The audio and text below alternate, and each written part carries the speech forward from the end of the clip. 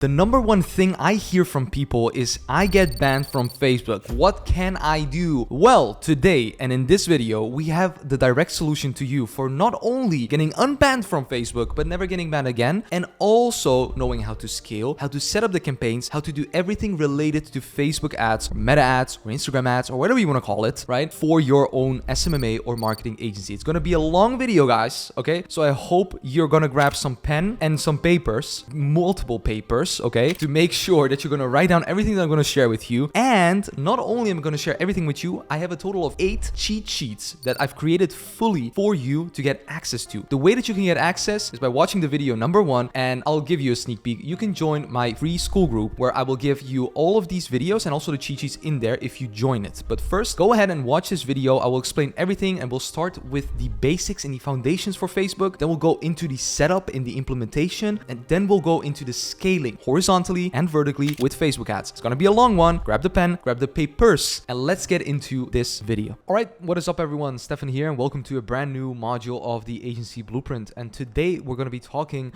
about a module that a lot of you have probably been really excited for, and that is the module that is about Facebook and Instagram ads. Now, this first module will be specifically about the basics and the foundations for Facebook and Instagram ads, and it will talk all about the specific things that you can do and set up to have your Facebook and Instagram ads as accurately running.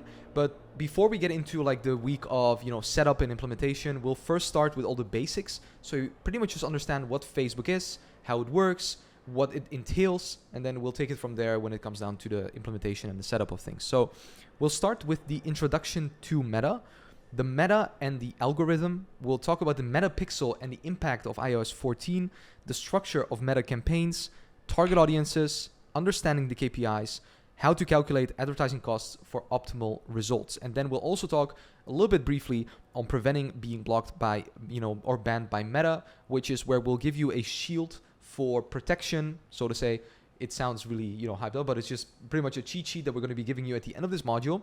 And you're going to be using it specifically to make sure that you're not getting banned by Meta, because I see so many people coming on to us and, mailing us or messaging us or, sending us messages to here and just saying, I got banned from Facebook. How can I, prevent this? Or how can I get unbanned? But the thing is, you don't want to get unbanned. You just don't want to get banned at all, right? And we're going to be talking about how you can do that exactly to set it up for yourself. So let's get right into the introduction to Meta. So Facebook has changed its overall business name to Meta because they are taking a step towards the metaverse and virtual reality. So if you're not already aware of it, Meta is called Meta because of the metaverse. They say, that it's all, becoming digital. Web 3.0 is basically where, everything is going towards. And that's the step that Facebook, in that sense, has changed. So Facebook, Instagram, Messenger, WhatsApp are all companies that fall under Meta. And in this module, we will specifically focus on the first two, okay? So what is Facebook and Instagram for most people? Now, Facebook and Instagram are social media platforms where you can connect with people and discover news. You can see them as modern news platforms. That's what it is for most of the people that are not in the agency space, okay? But what is Facebook and Instagram for us? Facebook and Instagram for us are basically platforms where we can build our network with potential clients. That's number 1, where we do the outreach. And 2 is run ads for our existing clients, okay? So it is nothing more than a means for us to acquire more potential clients and a means for us, right, for the businesses that we work with to achieve financial freedom. So the only thing basically what it comes down to is what Facebook is doing is Facebook is selling its data to your clients. That's basically what we're doing. And what we're doing is we're managing to take that data, right, to be in Facebook and say, okay, we are going to use that data efficiently and send it to your client, because your client doesn't know how to send the data to the client, to themselves, right? They're just unaware of it. They're inexperienced, or they haven't been getting results, or they want someone to do it quicker to get them results instead of them having to do it themselves. So it's data, practically data going to a specific client. That's basically it. That's what Facebook is, and that's their business model, because they have so much data of all these people with the names, phone numbers, emails, all these different things, right? So the goal of Meta behind the scenes is that Meta has hired employees specializing in neuropsychology to keep people's attention to their platform. So Mark Zuckerberg, for example, the owner of Meta, wants to do everything possible to retain consumer attention. He wants that's why they're competing with, for example, TikTok, Google, all these different channels. They want to make sure that they're utilizing, right, the specific attention of the people that are on the platform. If they stay on the platform, that chances are higher that they can use that data to then sell it to advertisers. That's how they make money. So by retaining the attention, businesses such as your agency's clients can pay Meta to position themselves in front of the consumer and attract them. And they might pay them, but they might know how to do it. So you come in and you say, okay, I'm gonna help you do it. Let's do it. Let's set it up. And you set it up for them. So what you need to understand, though, is that Facebook and Instagram are a means for us to make money, not to become a zombie like most people using Facebook and Instagram, just scrolling down their feed, and it's feeding them all of this news like the entire time, like just triggering them fully. So that's why we also provided you with the tools to avoid being distracted by these platforms. The same applies to WhatsApp and Messenger, as these are also platforms owned by Meta. So right now, where we're standing in the phases is we've talked about the sales conversation, closing phase, customer agrees, sending invoice, sending contract, onboarding process, kickoff. We're now at the stage of delivering results and maintaining communication. And we're going to start with the first one, which is basically the basics and the foundations. That's this entire week that we're teaching you, where we're going to talk also about Google ads, TikTok ads, all different types of, ways of, delivering the service to your clients. And then also the result-oriented offer, focused more now in this module on Meta, Facebook, and Instagram ads. So that's the introduction to Meta. Let's now dive into Meta and the algorithm, so you understand it, how it is in this year, 2024, 2025, 2026, 2027, and how it's going to be. So what is an algorithm? We first need to understand that. So an algorithm is a set of instructions. It's pretty much a system for solving a problem or performing a task. So it implies that different processes work together to complete a task, meaning an algorithm is a cohesive form of different elements combined together to optimize the system as such, so it can accurately show something to someone depending on their search history, browse history, activities on the specific channel, and everything that they've been doing so far. So let's go into Meta's algorithm right now. So behind the scenes, Meta has a computer that determines which specific content or ads you see on your feed.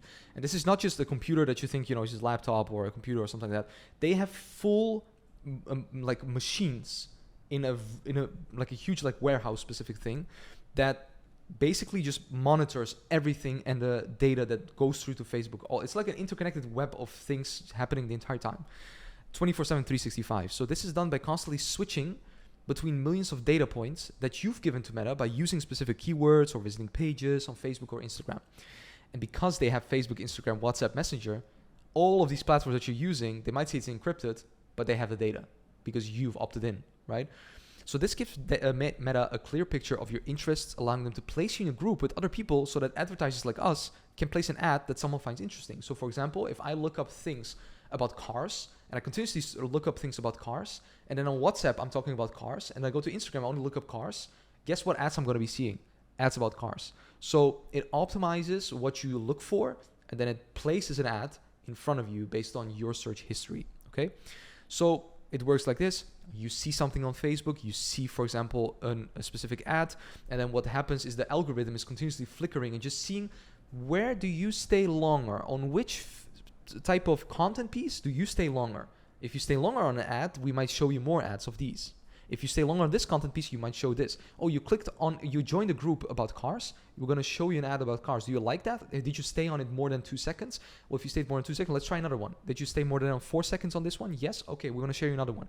And that's how it goes. That's how it works. It's pretty scary, but it is how it is. That's the algorithm. So for ads. So for us as advertisers, it's essential to comply with the algorithm's rules as much as possible. So we want to ensure that we have our tracker, aka the Meta or Facebook Pixel, installed so that Meta can optimize our ads for the right people who find our offer interesting. So this ultimately leads to cheaper ads and better results. However, installing the Pixel is only relevant for you if you're sending traffic outside of Facebook and Instagram, if you want to build custom audiences, right? So if you're sending traffic outside, we need to install it because it's an external website that's being used to actually track all the things. So if you want to build call it custom audiences, specific audiences of people that have, like for example, visited the website, or people that have interacted with the content pieces or something like that, right? So for us, it's really interesting to apply to these rules as much as possible. Now, you might find of it whatever you want to find of it, the metaverse or whatever it is, but it's something that's here, and you can either implement it or walk behind the facts of not implementing it, right? So engagement. So as an organization, like I said, Meta aims to keep people engaged on the social media platforms. So the more active and engaged people are on the platform, the more data there is for advertisers to create targeted ads, and Meta gets paid to show those ads to the ideal audience. So what Meta does is Meta uses data from their own platforms and other websites via the Metapixel to measure behavior. And this allows them to precisely determine which ads and content to show and what people would find interesting. So basically it comes down to the thing that I just mentioned to you. If you look up cars the entire time, it's going to be sharing with you only ads for cars. If you look up ads the entire time or marketing things, it's going to show you marketing things. So keep that in mind when you're targeting your clients or for your clients, that you want to have specific audience focused in on that. And it becomes even further. The algorithm knows so much that we don't even have to give them like an interest-based targeting. We can just leave the interest-based targeting open, just blank, and then specify our creative to the point where we actually speak to the engaged audience and we actually mention their names, or like, hey, car enthusiasts, or in your text you mention like 4 car enthusiasts. Then what Facebook will do is the algorithm and the AI will track that specific thing and they'll show it to the people that are car enthusiasts, right? And that's how far the algorithm has gone, right? Just to give you an idea. So let's now talk about the Metapixel and impact of iOS 14. So before we get into this in depth, you need to understand what the pixel actually is. So before we dive into the execution of the campaigns, which we'll do in the second module, you need to actually understand that it's crucial and it's important that you understand what the Metapixel is and that you know what the essence of it is. So the Metapixel is a piece of code that we can place on a website or a funnel to measure the effectiveness of our ads by gaining insights into the actions people take on that page. So pretty much what it comes down to, it is a simple code that we take, right? We place that code on our website, and when John goes on our website, we can track the data of John. Facebook collects that data, and then we can use that data of John to basically show him specific content pieces from our client to get him over to our client. That's basically what it comes down to. So its purpose is to measure the activity and behavior of people outside Meta's platform, because Facebook cannot track all the websites, right? So the only thing that Facebook can do is track inside their own platforms what is happening with the people and that data they have. External data is only measured by the pixel. That's why they created it. So this is a powerful tool to optimize your ads when you link the right events to it. So to measure the activities and behavior of people, the Metapixel uses cookies stored in your browser or server-side API. Now, when an event is triggered on a page, data is sent to the pixel. So when something happens, someone comes on the page, views the page, something gets triggered. Someone puts something to a shopping cart, it gets triggered. Someone puts something to a ad to, they go to the checkout, initiate checkout.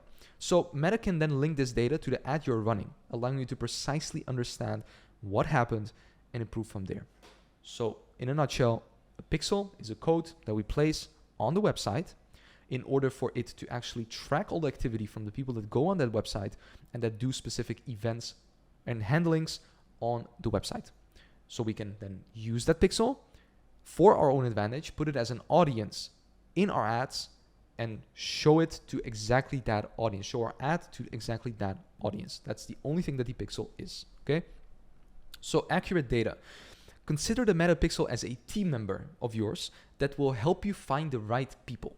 Now, if you provide the Metapixel with limited or wrong data to work with, it won't yield great results. So we use it to obtain accurate data from traffic on a website or a funnel so that we can then warm up those individuals and display targeted ads, as I was just mentioning to you. So what we want to do is we have the traffic, as we were talking about before, the cold traffic all the way to the top, the warm traffic, the hot traffic, and then the customers that are all the way down, and then the people that are unfamiliar with your product or your service, right? So that's basically the blue people that are cold traffic.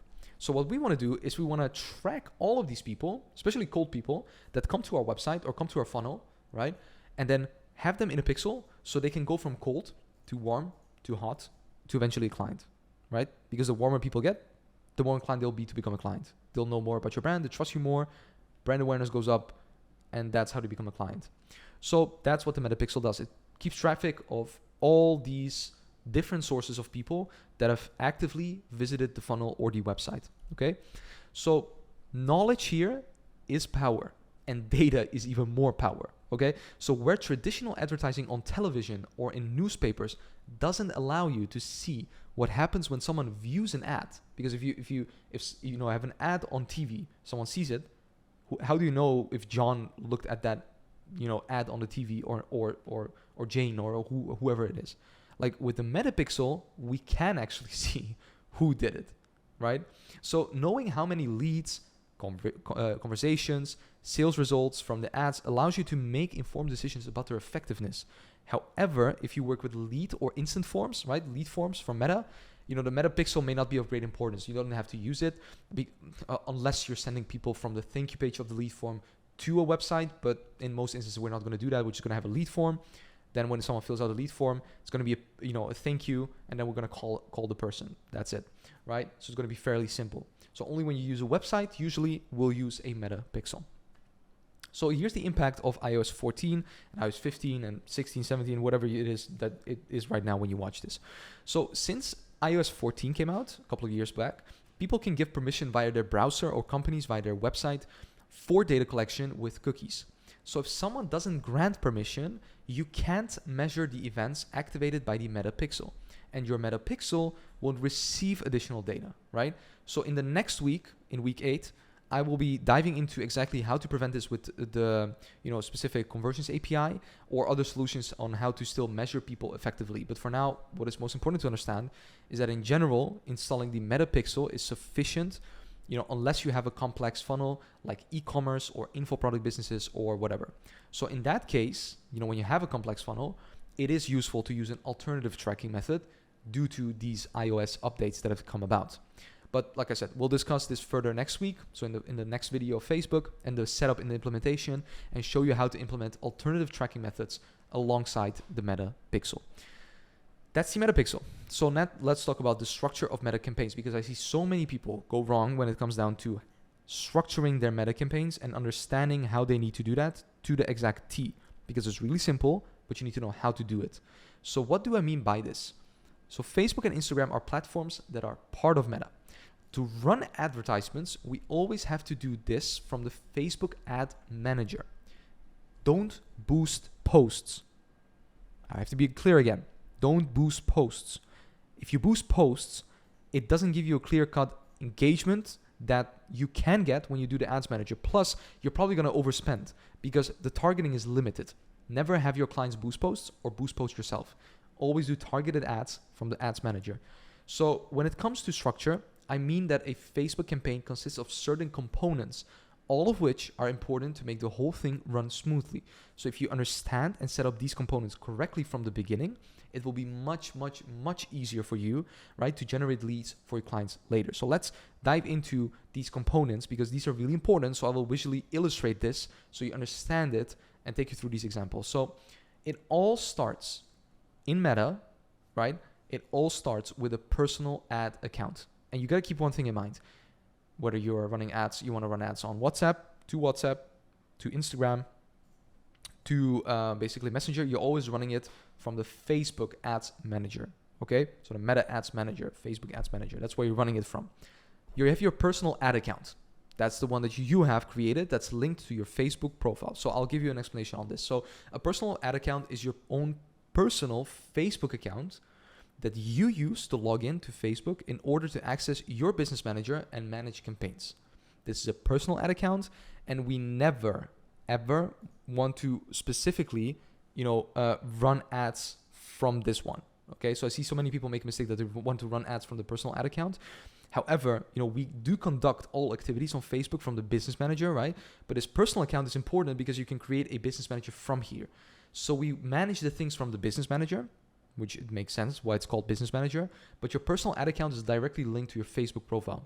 So if anything happens to this one, it's a big problem, right? So we don't want to be actually, messing around with this one. We want to be making, it compliant with everything that is needed, which we'll give to you in the shield, in the cheat sheet, basically in this document or in this module. So personal ad account, that's where it all starts and stems from, right? You wouldn't have a personal, if you don't have a Facebook account, you wouldn't have a personal ad account. Once you create a Facebook account, you will have a personal ad account, right? So with that being said, a personal ad account is linked to the business manager. So what you can do is from your personal ad account, you create a business manager, right? So a business manager or business or meta business suite is what it's called these days, is a central hub of your agency to manage all advertising accounts, meta pixels, Facebook pages, Instagram profiles for yourself and for your clients. So it's pretty much a central place to manage everything, right? To manage everything, to see the ad accounts, to link the pages from your clients, to link basically their Instagram pages and get access to those as a partner. It's basically the main thing where you will be managing almost everything, okay? So this is what the business manager looks like right now. It's called the Meta Business Suite, and Facebook is continuously changing these things. So it might look a little bit different once you're watching this, but this is the way that it looks like right now, than the way that it is when you would log in to it right now. So this is the business manager and the Meta Business Suite.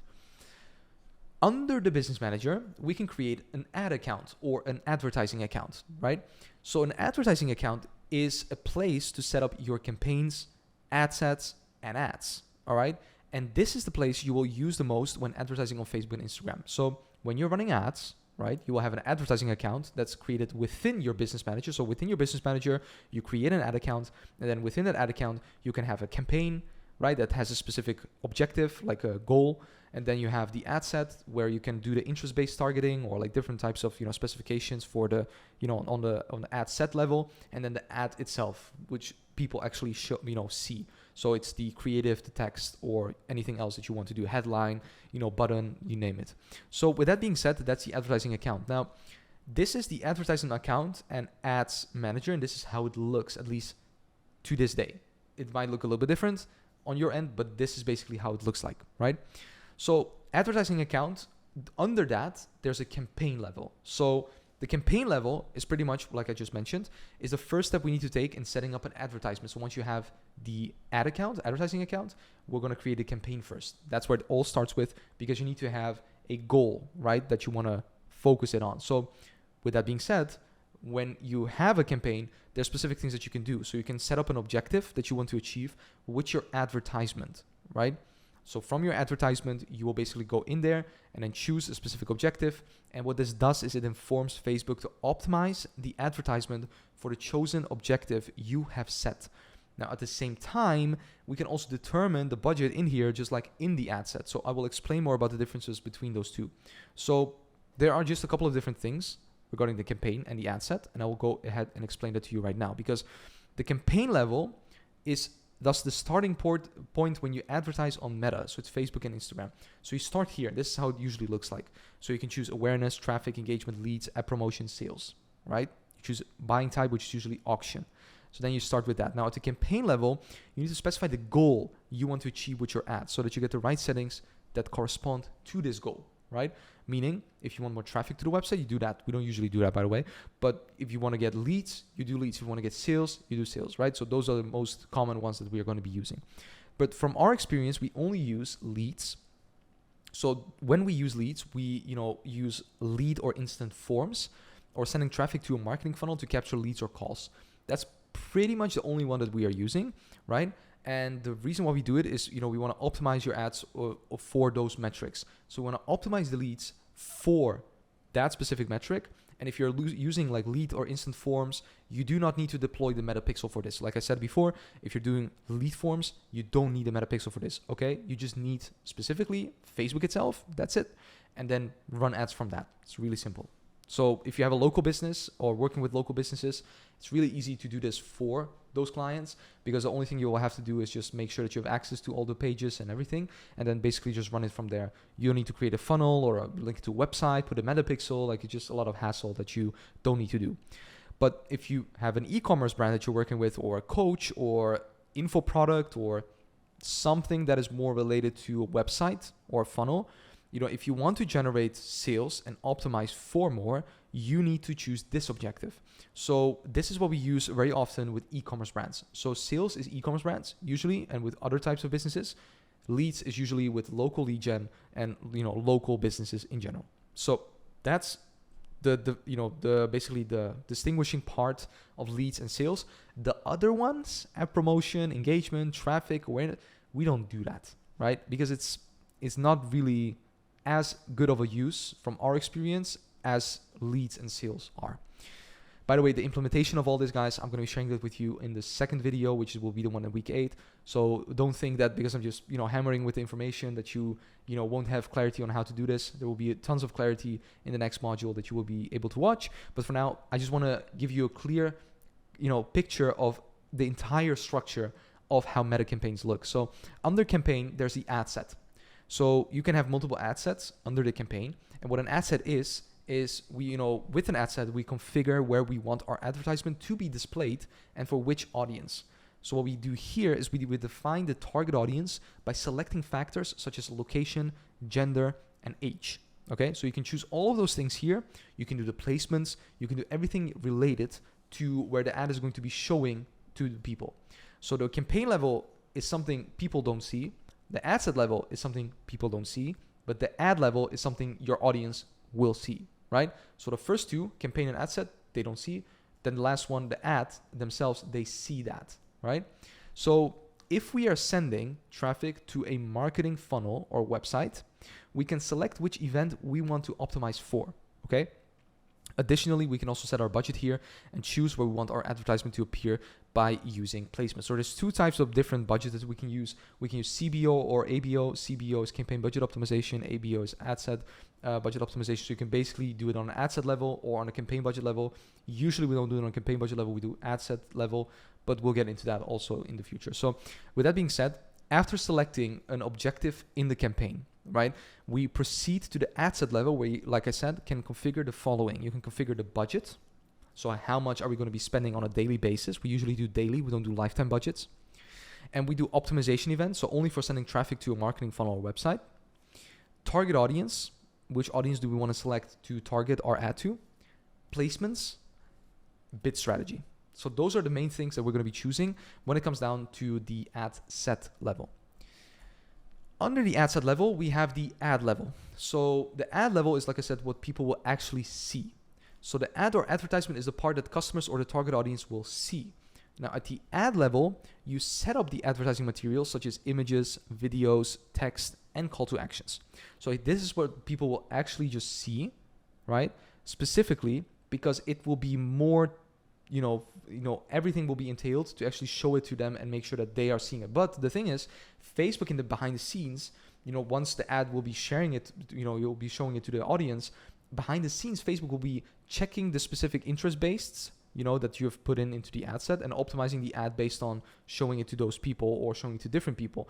And then you will see the data on if it actually showed to that people by looking at the metrics. And if the metrics are off, you know that you need to make tweaks and make adjustments to the ad, right? Or make adjustment to the ad set, depending on what the data will say.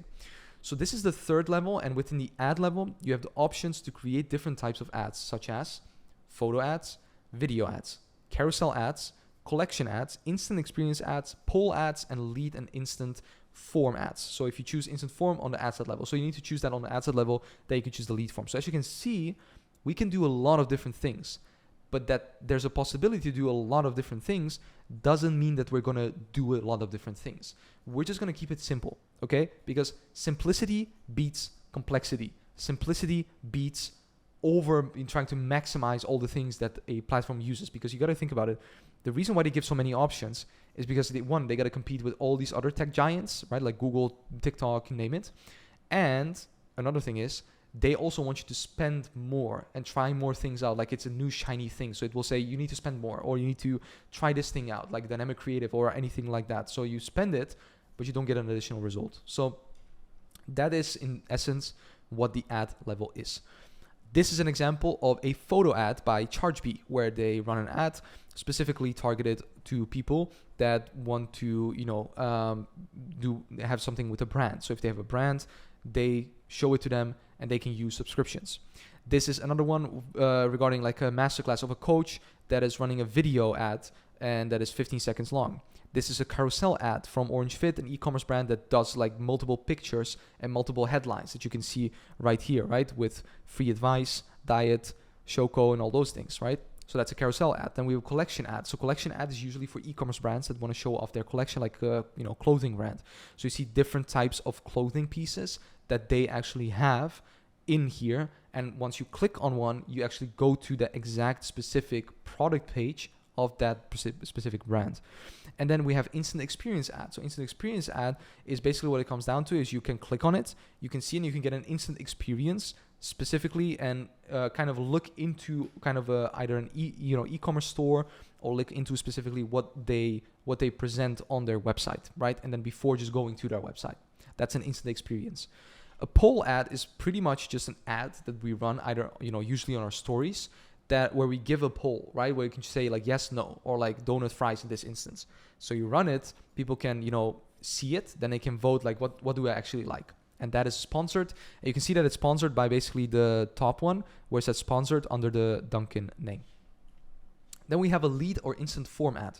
Now, a lead instant form ad basically means that when you see an ad, you can click on the sign up, it pops up, okay? So lead form means like it's a form that where someone can become a lead, meaning they get a pop-up, they can fill out a name, email, phone number, or additional information if needed to sign up for the specific ad or the offer that you are giving them in the ad, okay?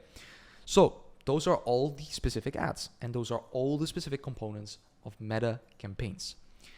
Optimization. So when running an ad, Facebook's algorithm will optimize it for the objective you set at the campaign level and the optimization event, target audience, budget, placements you specified at the ad set level, okay? So meaning, in the next week, like I said, I will guide you through setting up a complete campaign and show you everything step by step, so that you understand exactly why we do certain things in the setup. Remember for now that everything revolves around optimization and establishing a solid foundation for a campaign. So once the campaign is running, it's just a matter of managing it daily and letting the algorithm work to find the best combination of the golden formula, okay? So that is basically what we want to do, because Facebook's AI and algorithm knows 99% of the things, 99.9% maybe. We just give them 0.1 and implement the things that we think will be working from our experience. You implement that and it's working, right? So that's the level that the optimization has come through, and it works kind of like the more people use the softwares or like the programs, the more data Facebook has, and the more data we as advertisers have, and the more results we're going to get. And then the more people use it, so it's like a loop, right? It's like a entire loop that continuously cycles the entire time through. The more data Facebook has, the more people use it. The more people use it, the more data it has, the more results we can bring to our clients. It's a vicious loop basically that continues never ending. And it just grows incredibly because their data grows by the day, right? So, and by the way, also one thing I want to just dissect really quick is when people or clients say, I don't have Facebook, so my target audience won't be on Facebook. The thing that you can answer to them is you can just say, okay, well, do you have Instagram? Do you have WhatsApp? Do you have Messenger? And they say yes. You say, okay, so you do have Facebook. Because at least Facebook has your data, so we can still target you.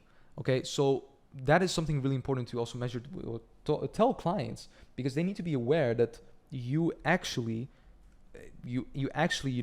have so much data. Like Meta has so much data, people don't even recognize it. They don't understand it. Like the same thing when they say with Google, like, oh, I don't use Google. You don't use Google, or I don't use YouTube. You don't use YouTube. Like, do you look up things on Google? Yeah. Okay. So we can target you on YouTube, right?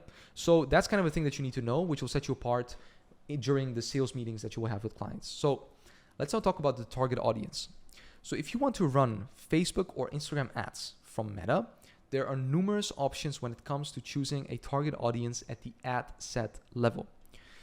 So we have Meta and Facebook and Instagram ads. So you have a target audience, right? Target audiences, which is basically the ad set, right? And then within there, we can have multiple things. So the first specific target audience that we can have is the locations, right? Now, what is the locations? So as the name says it, the first option is to choose a location at the ad set level. So this allows us to choose to show the ad only to people in a specific area. So geographically, we can position it like on the right-hand side, only to people in Amsterdam, for example. So we show it only to people in Amsterdam, and we can even specify the amount of kilometers or like miles that we want to specifically target the people in that area. So depending on where your client wants to be visible, you have the option to target specific countries or take a radius in their local area. Okay, so you can choose between what's needed for them, where they want to target people, and show it only to those people from the ad set level. Now, for local businesses, a small radius is often sufficient since their target audience is usually not large. So when it comes down to local businesses, it's just simple to do like a small one. But the thing is, you will have something specific called restrictions and ad categories, special ad categories. If you have special ad categories, it won't really be, that easy for you to target more people like broad, because you'll be limited towards like who you can actually target. Facebook did that for like housing, employment, and all different types of campaign. Don't ask me why they did it, but it has to do with some restrictions that they had and some privacy problems that they had. But locations is still a powerful thing, even if you have those restrictions with the special ad categories. In most niches, you can use it, but if you have housing niches like real estate or anything like that, you will have to work with that, which will be a limit, I think, of 15 kilometers or 20 miles. That is your minimum. So you can't specify even more than that, right? So that's the locations. And then we have the detailed targeting. The detailed targeting with Meta is where you have the option to select a specific target audience within the categories of demographics, interests, and behaviors. So on the right-hand side, you can see McDonald's. We can choose McDonald's as a specific interest, right? And if we want to do, an interest, we can do like a demographic. We can do like specific people that basically have, a specific education or parents or anything related to that. And we have specific behaviors, like if they're an expat, or if they, have like, if they are really active on like Instagram, or if they're really heavy active on, mobile or desktop or anything like that. We can hyper target those people. We can even target people based on the phones that they're using. Just imagine that. Like, we can target people based on the phones that they're using. So do you have an ad for people celebrating their birthdays? Then you can target the people who are about to have a birthday. Yes, that's how far you can pretty much just go with these, Meta ads campaigns and with campaigns in general these days. So it's, like I said, it's scary, but it's the world that we're living in. And you either live in it or you don't. So, and you make use of it or you don't. So recently, Meta emphasized, that advertisers, to keep the targeting broad instead of hyper targeted, but we strongly recommend experimenting with using interest and broad to see which will work the best for your clients. Because honestly, we cannot say like it's black and white. We cannot say, broad targeting works for everyone or interest targeting works for everyone. You just gotta test it. You gotta see what will work and what will make the the car tick. And if it's broad, more for your niche and your clients, then do broad. If it's interest-based, then do that. But you cannot put a finger on it if you haven't tested it, okay? So that's something important to keep in mind. And something that's really important in the marketing in general is it's not proven until it's tested. It's data thinking, and it's exactly what I taught you in week 2, which is really important. So, meaning, we have detailed targeting. Then we have custom audiences. So custom audience, as the name suggests, within Meta, you can create your own custom audience, so a specific audience based on your Facebook page, Instagram profile, email list, website visitors.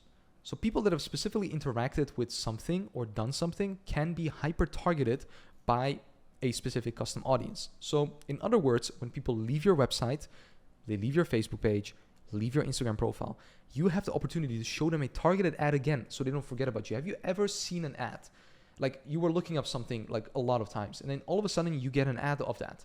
Well, that is because somewhere in that process, your traffic has been saved when you were on the platform or when you were on a website that has a specific pixel.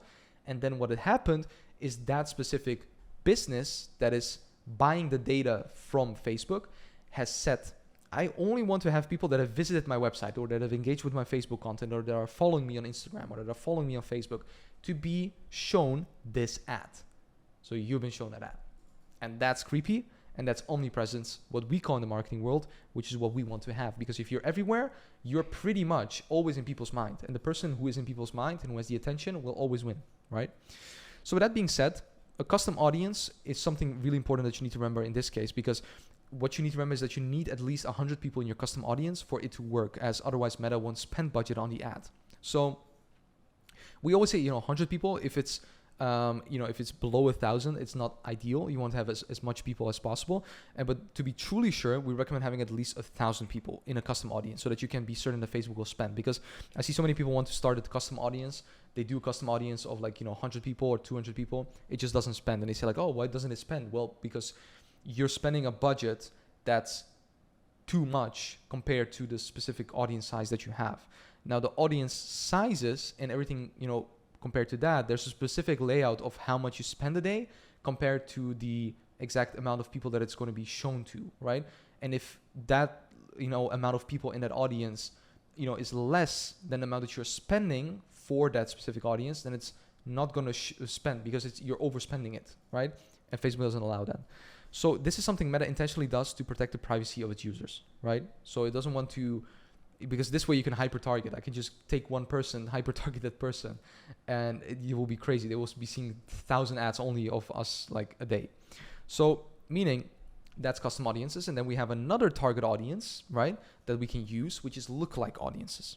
So lookalike audiences, if there are enough people in your custom audience. So let's say, for example, we take people that have visited our website, on the right-hand side, all website visitors from the last 180 days.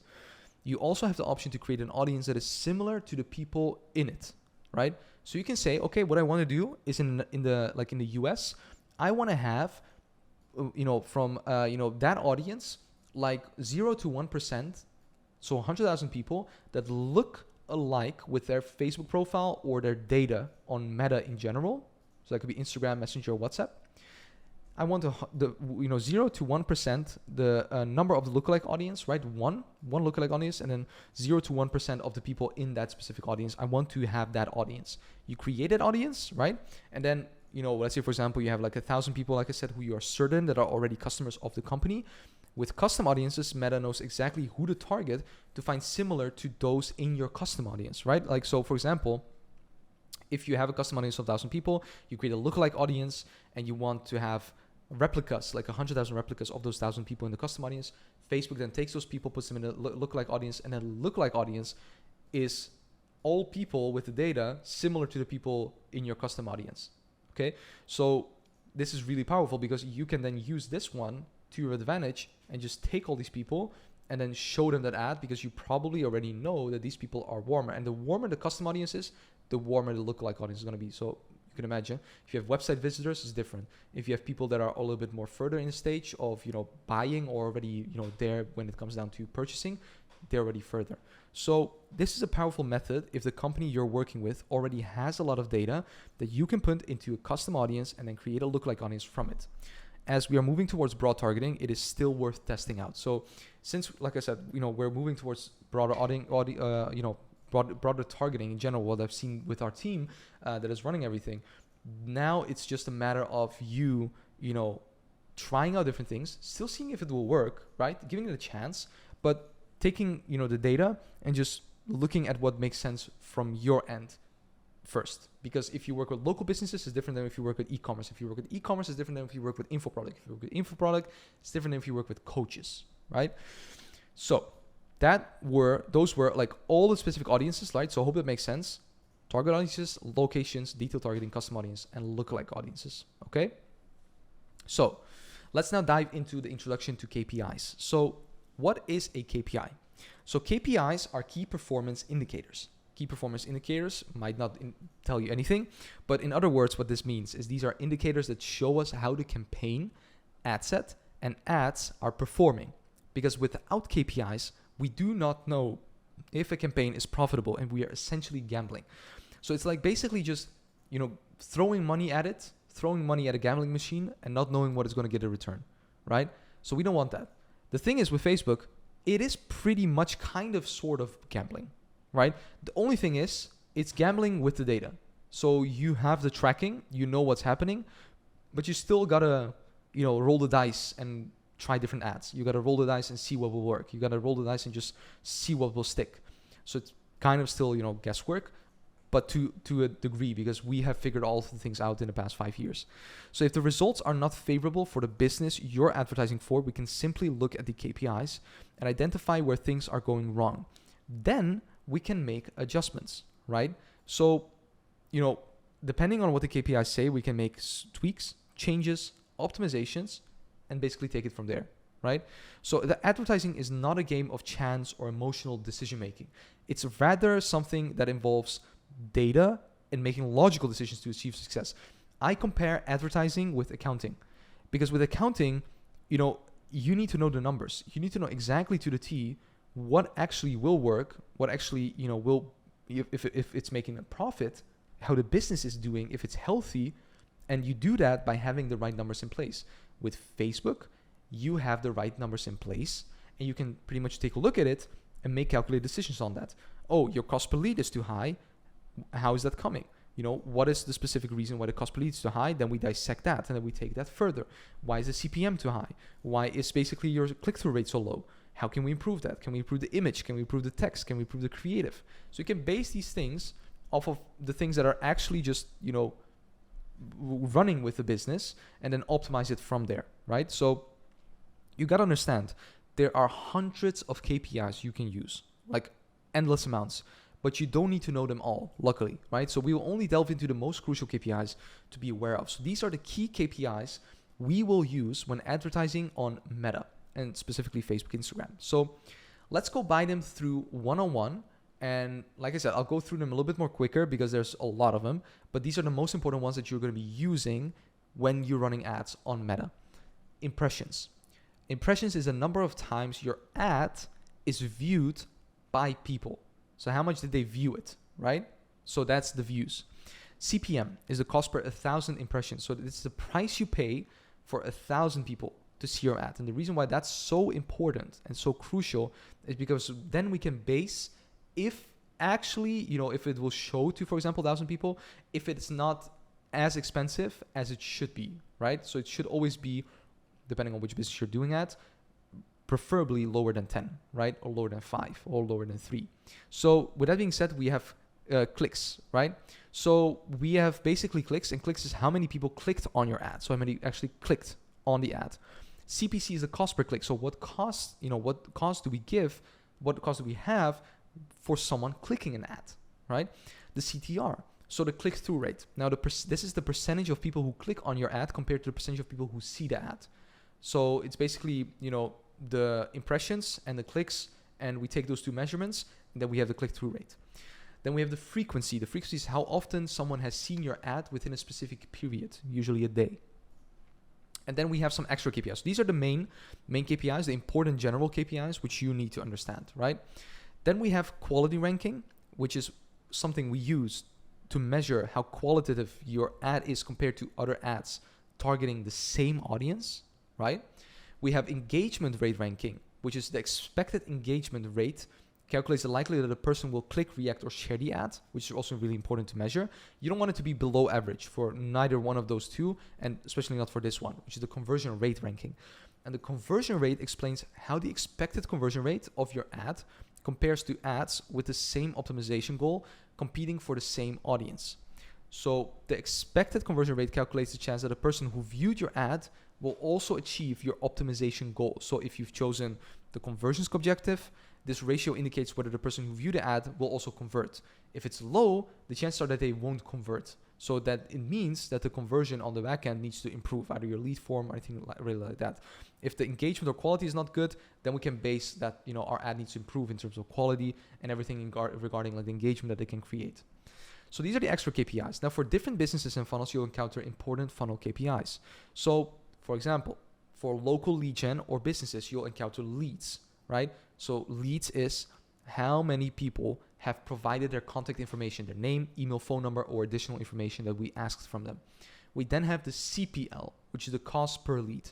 This is the price you pay for someone to become a lead, in other words, to fill out the information and claim the offer, right? So, and CPL is basically, compared to like, okay, so how many leads are there that have actually, clicked, and then how many leads have actually filled out their information. Then we have appointments. Appointments is how many people have scheduled an appointment. We have cost per CPAF, cost per appointment, the price you pay for an appointment, okay? And then we have sales, how many sales, how many people have made a purchase. And then we have CPA, which is probably one of the most important things, which is cost per acquisition, and it's the price you pay for a purchase. How much total price from Facebook have we paid to acquire one client. It's really important to know, because based on that, you can pretty much scale. If you don't have it, it's hard to really scale because you don't know what you're actually paying for a client, right? So revenue. Revenue is also one of the most important, which is how much income has been generated from your ads. And it's usually measured manually for local business, because local businesses, it's offline sales. So it's offline conversions. While as with e-commerce or with online coaches, it's all online. So you can pretty much just track everything online. You can see everything online. When someone buys, it automatically tracks it with the pixel. So you have the data immediately and instantly. With local businesses, you need to track it manually. So we usually use Growzy, Growzy.io as a software to actually track everything local for local businesses and, maintain everything like that. So then we also have the ROAS, so the return on ad spend. So the ROAS is the amount of revenue earned for every euro or dollar spent on advertising. So how much did we spend and how much did we get back? This is also usually measured manually for local businesses, okay? So usually when it comes down to, all types of different businesses, it's, for local businesses, always manually, which is kind of a downside to local businesses. The pros, though, is that it's pretty easy to get results for local businesses compared to like e-commerce or coaches or info products, right? So those are really important funnel KPIs for local lead gen businesses, like really, really important ones, right? Now we have ones for e-commerce, and these are really specific to like e-commerce. So we have view content, which is how many people have viewed the product page. We have CPVC, which is cost per view content, which is the price you pay for someone to view a product page. We have add to cart, so how many people have added a product to their cart. We have CPATC, cost per add to cart, the price you pay for someone to add a product to their cart. We have checkout, how many people reach the checkout page to complete their purchase. CPCO, cost per checkout, what does it cost us? The price we pay for each checkout. Sales, how many sales actually made how many people actually made a purchase. And CPA, the price you pay for a purchase. And then we have, of course, revenue, how much income has been generated from your ads, and the ROAS, the return on ad spend, which is the amount of revenue earned for every euro or dollar spent on advertising. So as you can see, e-commerce is a little bit different because we can track everything. In real life, for local businesses, we cannot view the view content. We cannot see how much people have actually window shopped in the store or came into the store or went to live, like do the checkout and then didn't buy. We cannot check that because it's live. But with e-commerce, we can track everything. We can see everything. And these are the exact things that we're going to be measuring to make sure that everything is up to date. So in the coming week, we'll delve deeper into data thinking and making analytical decisions based on what KPIs indicate. For now, let's dive into one specific thing also, which is how to calculate advertising costs to achieve the best results. Because I see so many people struggle also with, these specific things when it comes to advertising costs and how to, understand how much to charge for a client when it comes to ad spend. And they just, they just make a mess out of it, to be honest, which is not something you want to do. You want to come across professional, right? So to deliver good results, you need a sufficient advertising budget so that you can conduct extensive testing at the beginning, right? In addition to testing, you must also provide enough budget to Meta, so Facebook and Instagram, so that they can generate your leads, appointments, or purchases at the right price, okay? Meaning, you need to understand how much you actually need to spend in order for you to acquire leads or to acquire clients. So why is it important to allocate enough budget to Meta? So let's assume you want to pay $10 to acquire one lead, one name, email, phone number. In this case, you should give Meta at least 10 per day so that they can find people for 10 per lead or less. Makes sense, right? You have 10. You want someone for 10 a day, at least. You give them 10 a day so they can spend to get 10 a day, right? So if you give Meta less than 10 per day, there is a chance that you will receive inconsistent leads. Meaning, if you're not spending the right amount, if you spend only $3 a day, but you're aiming basically to acquire leads, basically at an average price, because the average cost per lead is usually always 10 with local businesses. We talk about local businesses specifically. It's 10, meaning we need to spend at least 10 to acquire someone for the average, which is 10.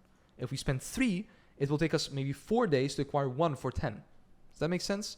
So giving Meta less on a daily basis, when you know the average cost per lead in your niche, which you should know, which we've done extensive research on, if you give them less on a daily basis than what you're willing to pay for one lead, it's like going to fishmonger to pay a 500 gram salmon fillet that costs $5, but only wanting to pay $250. It's like saying that you cannot you know if you make 250 a day, you need to come back to make 250 tomorrow, and then hope that you're gonna be able to pay the salmon. That's basically what you're doing with Facebook.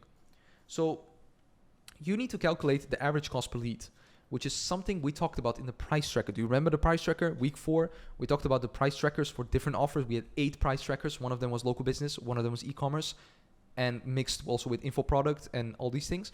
That's basically where you calculate your ad spend, because you calculate your ad spend for local businesses based on the average cost per lead, the lead to appointment conversion, right? So let's say, for example, you're going to get from 5 leads, you get, 1 appointment. So that means that your lead, appointment conversion is 20%. So meaning 1 out of every 5 leads becomes an appointment. And then if you know how many leads actually become a client, so let's say your client wants 3 clients, you say, okay, well, 1 out of 5 leads becomes an appointment. Okay. Now, if he wants 3 clients, you ask him how many appointments do you need to actually convert the client. They'll say maybe 3 appointments. You say, okay, great. That means that I need to give him, if I want to give him 3 clients, I need to give him 9 appointments. So if we know that 1 appointment comes through from 1 out of 5 leads, that means that we need to do 9 times 5, because 9 times 1 is 9. That's the amount of appointments we need. And 9 times 5 is 45. So 45 leads for 9 appointments. That's how many leads we need to get. And if your average cost per lead is 10, you know that you need to spend 10 times 45 is $450 to get 9 appointments and get 3 clients. Does that make sense? That's how the calculation is done for local businesses. So pretty much, I would always say, when you calculate it like that with the price tracker, make sure to just 2x the specific price that you have for your ad spend. So if it's $450 in this instance, which I've shared with you, times that by 2, because then you'll be safe, that you know that you will get 45 leads. Because the thing is, your cost per lead might not be $10. Your cost per lead might be $15 or $20 or more. So to have that margin of safety, you want to just 2x a little bit more, basically the price that you're going to be paying, to Meta to get that data. Okay. So that's local business. E-commerce is pretty much the same. When it comes down to the break-even ROAS, you just calculate the break-even ROAS, and you will already have the ad spend there. So you can already pretty much estimate what the ad spend will be to get the ROAS, and then increase that also by at least 1.5 or 2. So if it's 1K, 1.5x that or 2x that. That's your ad spend, and that's what you start off with. Okay? So look, the less you pay Meta, the fewer leads you will get. That's the truth. Meta is made to make money. It has data. You pay money to get that data. The more you pay, the more data you're going to get. The less you pay, the less data you're going to get. Simple. However, if your client only has a budget of 5 a day for some reason, you can start with that and just see how it goes. I'm not saying that you need to exit. I'm just saying you want to have the margin of safety for you, because there might be a chance that the first month that you work with a client, you need to figure out the creative, you need to figure out everything. We're going to give you everything in this program. Nevertheless, you're not for nothing in the best program that is there in terms of the agency space. But when it comes down to, just these things, it's also a little bit of gut feeling. It's a little bit of, not seeing it black and white, but just trying it out and testing it out, right? So in some cases, your clients may not have enough budget. So if it's a local business, you can still advertise for them, right? However, keep in mind that the results may not be optimal. So to precisely determine the cost per lead, appointment, purchase, or ROAS, you can discuss this during the sales conversation or the kickoff with the client. So make sure they have enough budget. Make sure to go through the price tracker that I've given you. Make sure to calculate it with them. But make sure to be professional and be prepared before you bring it to them. Okay? Really important. So during the conversation on the sales meeting with the client, you can bring up the price tracker, calculate how much one customer is worth to them, then inquire about the maximum they are willing to spend to acquire this customer. If they're willing to spend 500, you can calculate back the amount of appointments, you can calculate the amount of leads that you need to bring to get them that result. That's your ad spend. Okay? So, depending on in which industry you work with and the offer you use, we can determine what the average cost per lead, appointment, or purchase is. We can to the T calculate it. Okay? So if, based on your research and experience, you already know that the cost per lead falls within a certain range, right? Then multiply this amount by 30 to arrive at your monthly budget. And then, like I said, if you multiply it by 30, you can use the calculation that I used, just multiply it by 2 again, because that will give you the margin of safety. It also depends on how many leads you want to deliver and how many clients your customer wants to also have. But what it comes down to is you can use cost per lead times 30 days is the minimum budget. So for example, let's say the average cost per lead is $10. You times that by 30, and then it's 300 per month and 10 a day. That's your budget. Okay.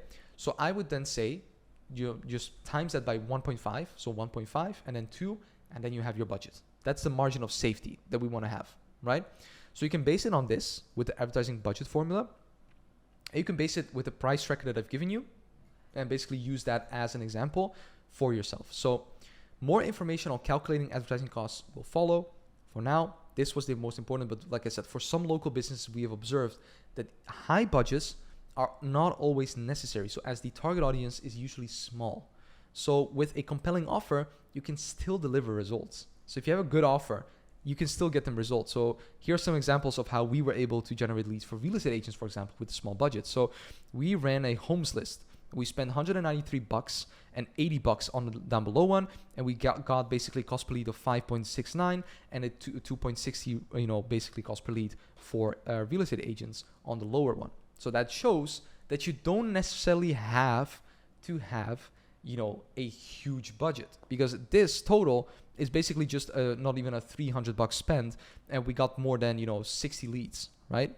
So for e-commerce or for other businesses though, dealing with millions of people in a target audience, it's useful to request a higher budget so that you can test offers, landing pages, and ads in the beginning to see what will stick and what will work. So for example, this is an e-commerce brand that we have worked with. So you can see here that 5.4K has been spent. 20 was basically the cost per lead, and then from here the cost per schedule was basically 175. So this is specifically e-commerce when it comes down to doing e-commerce, but the stats that you see here, the cost per lead and cost per schedule, is more coaching based. So it's more for a coaching business like our own, and then using that specifically to show how many booked calls you might have, because for coaching business it's more booked calls. For e-commerce it's more like ROAS and sharing the ROAS. But the thing is, you will need more budget.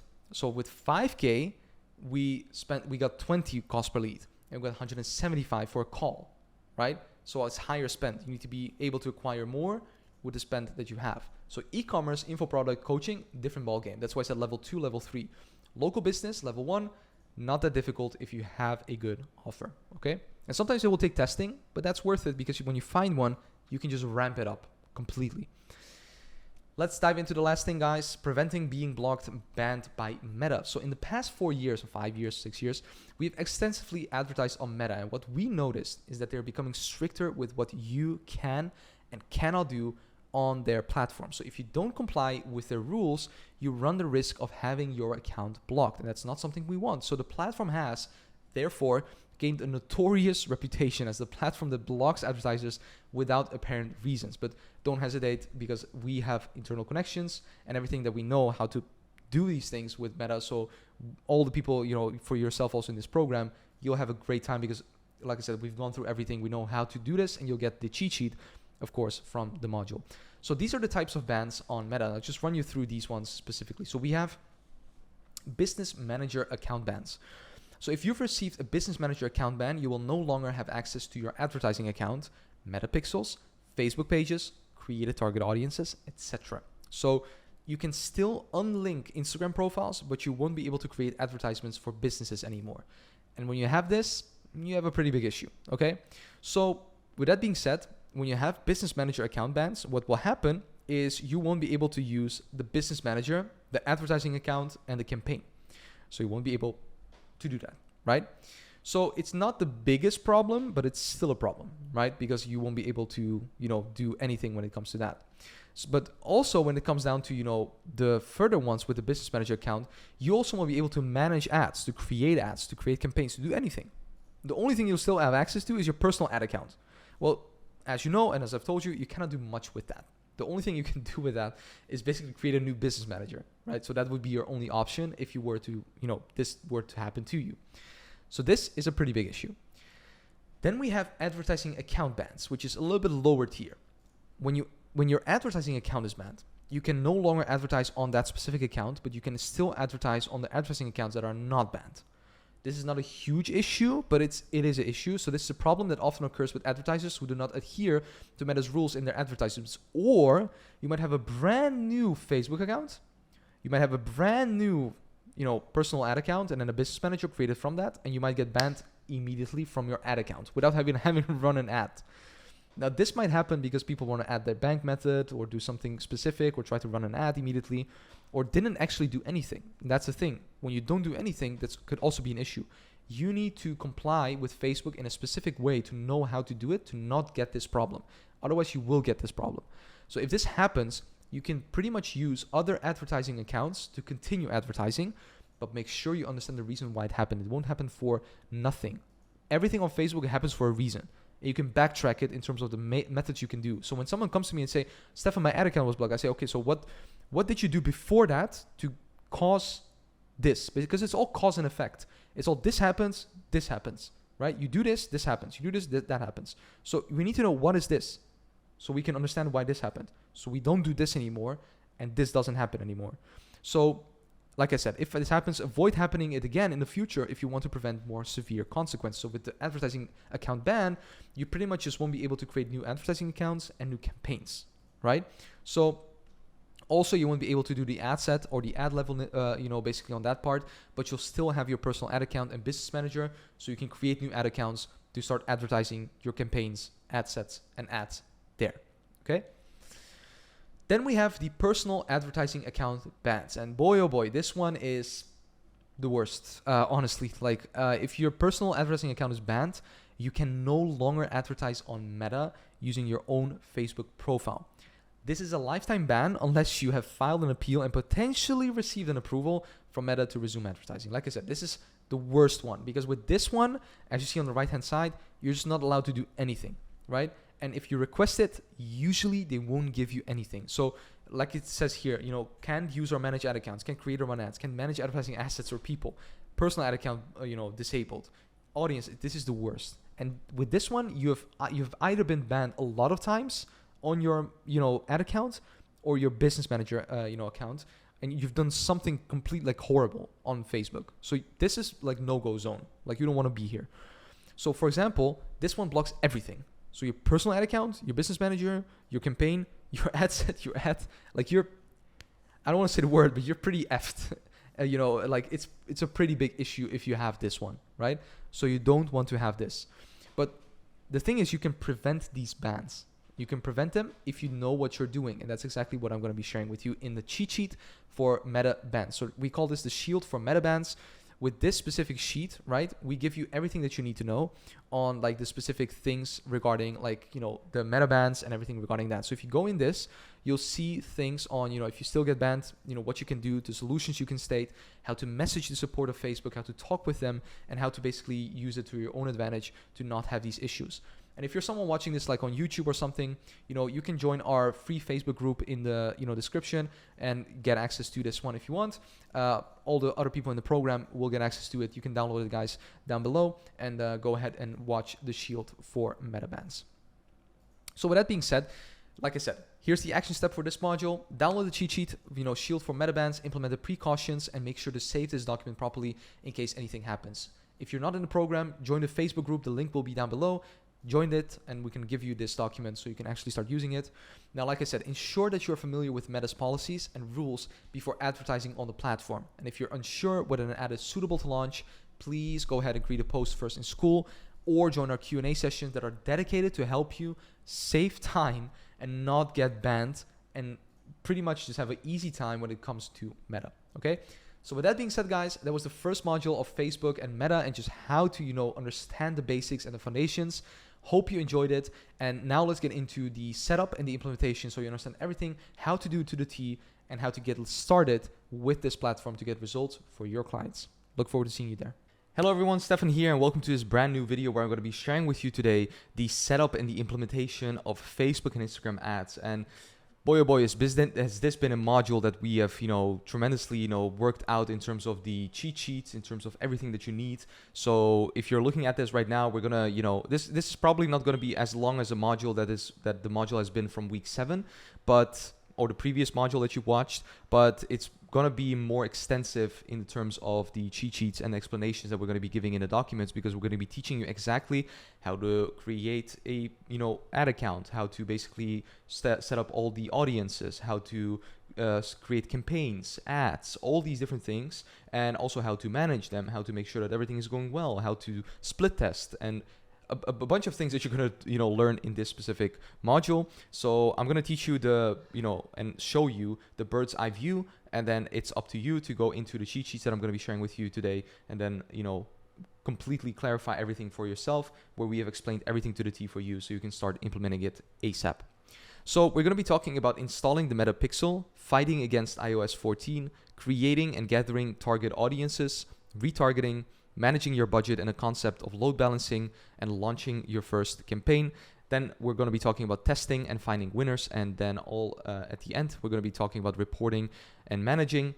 And for the last one, we're going to be talking about what to do if your ads are generating poor results, which we're going to be giving you a document for as well. So you know that if something happens with your specific ads, what you can do, to actually take measurements and start getting results instantaneously. So let's talk about installing the Meta Pixel. Now, as you know, we're of course talking about our process here, which is the onboarding process, the kickoff, setting up and generating results, scaling results, retention, and then maintaining communication. So we're now at the stage of setting up and generating results, where we're going to be, talking about a couple of different things. So we're going to be talking about the checklist for the service you provide. And then we're going to be talking about the daily routine for management. And those two things will basically lead us to a more important thing, which has a couple of steps that we're going to be taking the client through.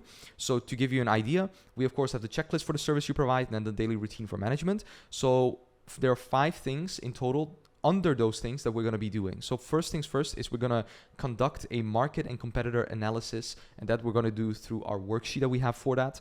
So we're going to see what are other people doing in the industry, in the same industry as your client, and what are we going to be doing, what can we do or take inspiration from to start doing for ourselves as well. Then we're going to be creating the Google Drive folders for an overview, because we need to have everything structured for the client, especially if you're going to have 10, 20, 30, 40 clients. You need to have it structured from day one. Then we're going to also analyze or build funnels for the clients, only if you do funnel services. If you don't do funnel services, we're not going to do that, because it doesn't make sense to give that as a service if you don't give that, or if you don't do that. So we're going to skip that one if you don't build funnels. We're going to write text or scripts and send it to the client when ready. So meaning ad scripts or ad copies, we're going to write those down, make sure that all those ones are ready, send it over to the client so they can actually take a look at it, review it, and then when it's good to go, we'll launch it and we'll see what happens with the campaign. And then at the end, we'll follow the checklist for setting up and executing the chosen service. So for all of these things, right, checklist for the service you provide, we will have exactly all the cheat sheets that you need to actually do this. So how do you do the market and competitor analysis? How do you create the Google Drive folders? How do you analyze or build the funnels? How do you write text or ad scripts? How do you follow checklists for setting up? And then how do you manage all these things, and what this daily routine you will keep for managing the client? So a lot of things to go over. Now, with that being said, we already talked about conducting the market and competitor analysis worksheet in the previous modules, creating the Google Drive folders, analyzing or building the funnels for clients, writing the text or scripts for them. And now we only need to still keep on talking about the checklist for setting up and then executing the chosen service. So how to actually do the service, because all these other ones we've already talked about when it came down to the setup and when it came down to the preparations for your specific account. So with that being said, here's the checklist for Facebook and Instagram ads. So first things first, we're going to install the Meta Pixel. Then we're going to do the installation against iOS 14. Then we're going to gather and create the target audiences. We're going to launch the campaigns. We're going to test and manage everything. And we're going to refine everything as it's needed. Okay, so this is our process and the checklist that we're going to be going through in this module to start off with the Meta Pixel installation. So as you learned in the learning phase, which was the previous module in week 7, of Facebook and Instagram ads, it's necessary to install your Meta Pixel when sending traffic to a website outside of Facebook and Instagram, right? Because if we send them to somewhere outside of Facebook, Facebook won't be able to track them unless we have that specific code installed called the metapixel or the Facebook pixel to track all the activity that happens on an external website. So if you're going to use lead or instant forms, then you don't need to install metapixel unless you want to later create target audiences or website visitors to retarget them. So if you use lead forms, right, for local businesses, you don't need to install the metapixel. So you can just leave that one out. Don't do it because you're not going to be sending people to external websites. You're just going to keeping them on Facebook or the platform itself. So no need to install a pixel for that. Okay. So in addition to installing the metapixel, it is also necessary to install specific conversion events on your website or your funnel, right? So if you're using a website or a funnel, you need to install the metapixel, and that's something you need to know how to do. So there's a couple of things. So first thing is there is a base code. Now, the base code is a code that you need to install as standard on all pages so that you can create audiences based on all website visitors, especially if you want to retarget people, which means showing people that have visited your website an ad again when they go back from your website, right? And this code, this base code, is also necessary if you want to get standard events and custom conversions working. So if you don't know what that is, standard events, we'll explain that in custom conversions in the cheat sheet, but it comes down to actually noticing what specific event. So if there's a specific event that someone does or an activity that someone does on the website, we'll be able to track that with those events and with those specific conversions, okay? The base code is like the overarching code that we need to put on so we can actually track most of the things that we have here. And it looks like this, where you will have the entire code set up that you can implement on the back end of your website, usually in the header code or header that you can pretty much just put this in always. So I'll give you a thorough explanation of the base code on how it looks on a website or a funnel, in this case a VSL funnel. So we have a landing page, a free training, where the video is, then the booking page, then the thank you page. And the base code is basically on the entire thing, because it's basically for everything, right? So it's for an entire website, it's for the entire funnel. Now, what it means is that we install the base code on the entire funnel or website to measure all of the traffic, right? So that's basically what the base code is. We install it so we can track everything. We track the entire traffic of the website or the funnel, and we keep that set up as it's needed. Then we have the standard events. So let's explain what standard events are. So standard events, so to measure specific events on the funnel or website, we can use standard events. These are short codes that we will install on the page where people will land, or if they have taken a specific action beforehand, right? So if someone comes on the thank you page, we want to know that they came on the thank you page, and we can track that only with standard events. So for example, when someone fills in their name and email address and submits it, it can trigger the standard event at that moment, or land on a page where the standard event is measured. So someone comes on the first page, it's page view. Someone opts in their information, it's basically a lead. So we know that a lead has come through when they've filled out their information, and then we can basically track that and know how many leads came through on our Ads Manager dashboard. So with that being said, what this does is this enables us to see results specific to that campaign. So we can see what happens if someone, for example, adds their payment info, if someone adds to their cart, if someone adds something to their wish list, completes registration. So we can see when something happens, exactly measured, because we have put this standard event, so an event happened that is standardized, that we can measure on our Ads Manager. So that way we can track and see all the KPIs and make calculated decisions based on the information that we see. So you have the base code, of course, but then you have standard events. So standard events, what they do is they can track specific people on specific pages. So for example, if someone comes from the landing page and they go from the landing page to the free training, that is considered a lead. So we will measure that with a standard event called lead. And then you can also do another one for the VSL, which is schedule page. So for example, if someone books a call with us through a calendar or a form, we can pretty much get them to the thank you page, and then they will come down as a schedule event. So the schedule event is basically an event that we will have from a standard event, which is, like I said, the code that we install on a page to measure a specific event that occurs on the funnel or the website. So the base code is the overarching one for the entire website or funnel, and the standard event is the one that's specifically meant for specific actions that happen on the funnel or on the website. So Not only do we have standard events, we also have custom conversions. So what are custom conversions? So custom conversions is pretty much just an alternative version of standard events. So how this works exactly is that instead of installing a code, as with standard events, you can activate the events which are base code plus URLs or website links, allowing you to measure the people. And most of the times, it's easier to install this, but it's not recommended because it's not as accurate as standard events. So I would only recommend using this if absolutely necessary. So custom conversions, how it looks like is on the, in your, Facebook Meta Business Suite, basically what you will see is on the left-hand side, you'll see data sources, and then under data source, you'll see custom conversions. And these are specific custom conversions that we can install. So what it accounts for is pretty much just the same thing as standard events, where you have the lead and the schedule, for example, which could be a standard event, but we need to add it manually as you're seeing right now. So we need to add the website URL, so all the traffic that's on the website URL, and then note that as a rule, it only measures all the people that land on there, but it might have duplicates because for some reason people might refresh, then it might be a duplicate. With standard events, you don't have that, right? So that's what we can do as well as a backup. We don't advise doing it. We advise doing just standard events because it's a lot more accurate, okay?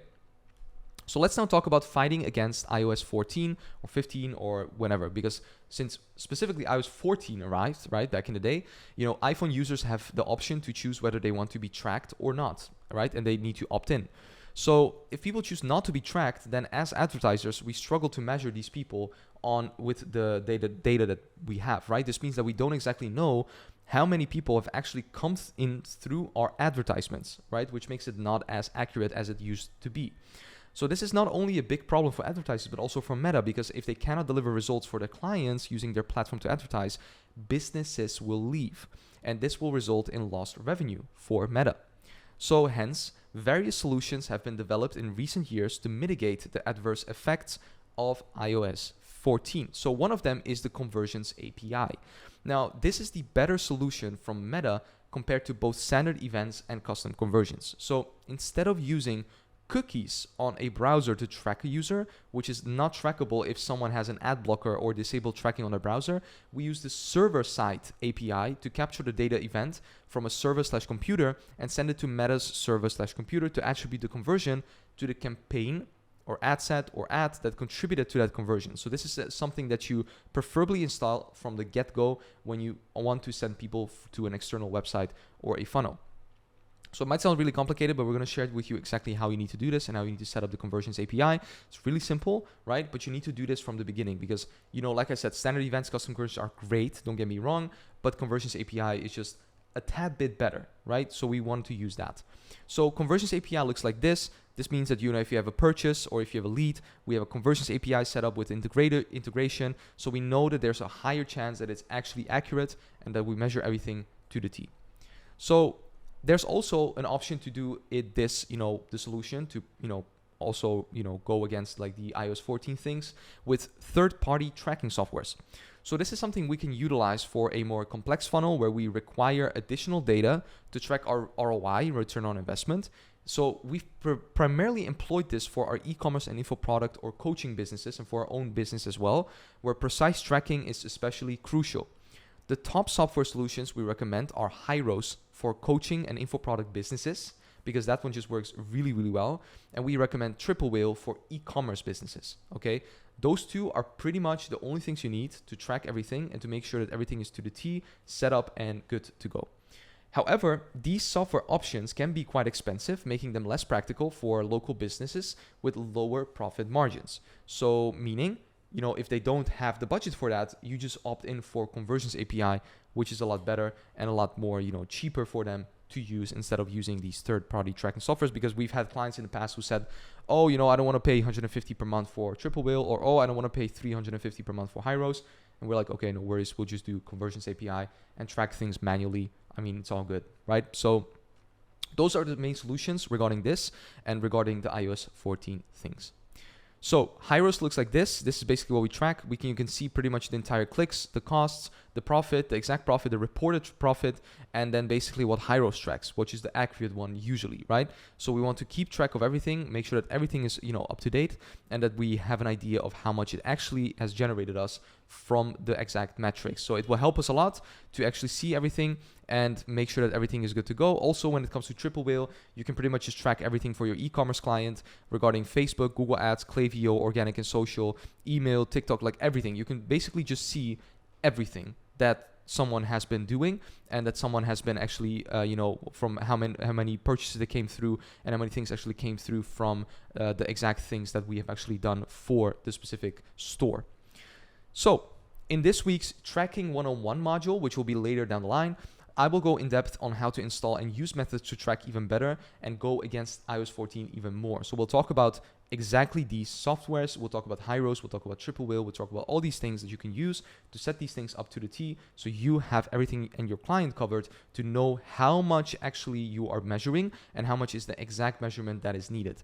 Because on a lower scale, when some client is making like 10K per month, it's not really, that like, crucial that you really, track everything accurately. But on a scale of like 100K or a million, 1% becomes 10K, which is a lot of money, right? So we want to track everything to the T from the beginning and know that everything is good to go before we actually get started.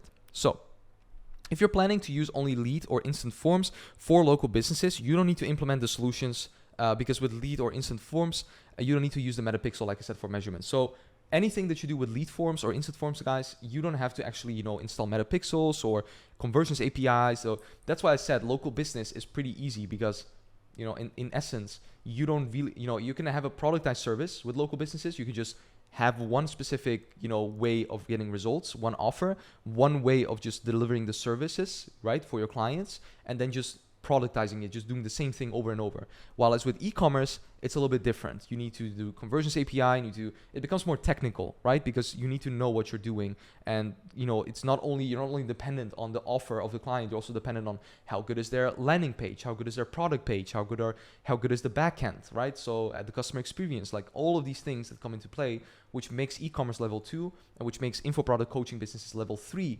regarding the difficulty level on you working with them, right?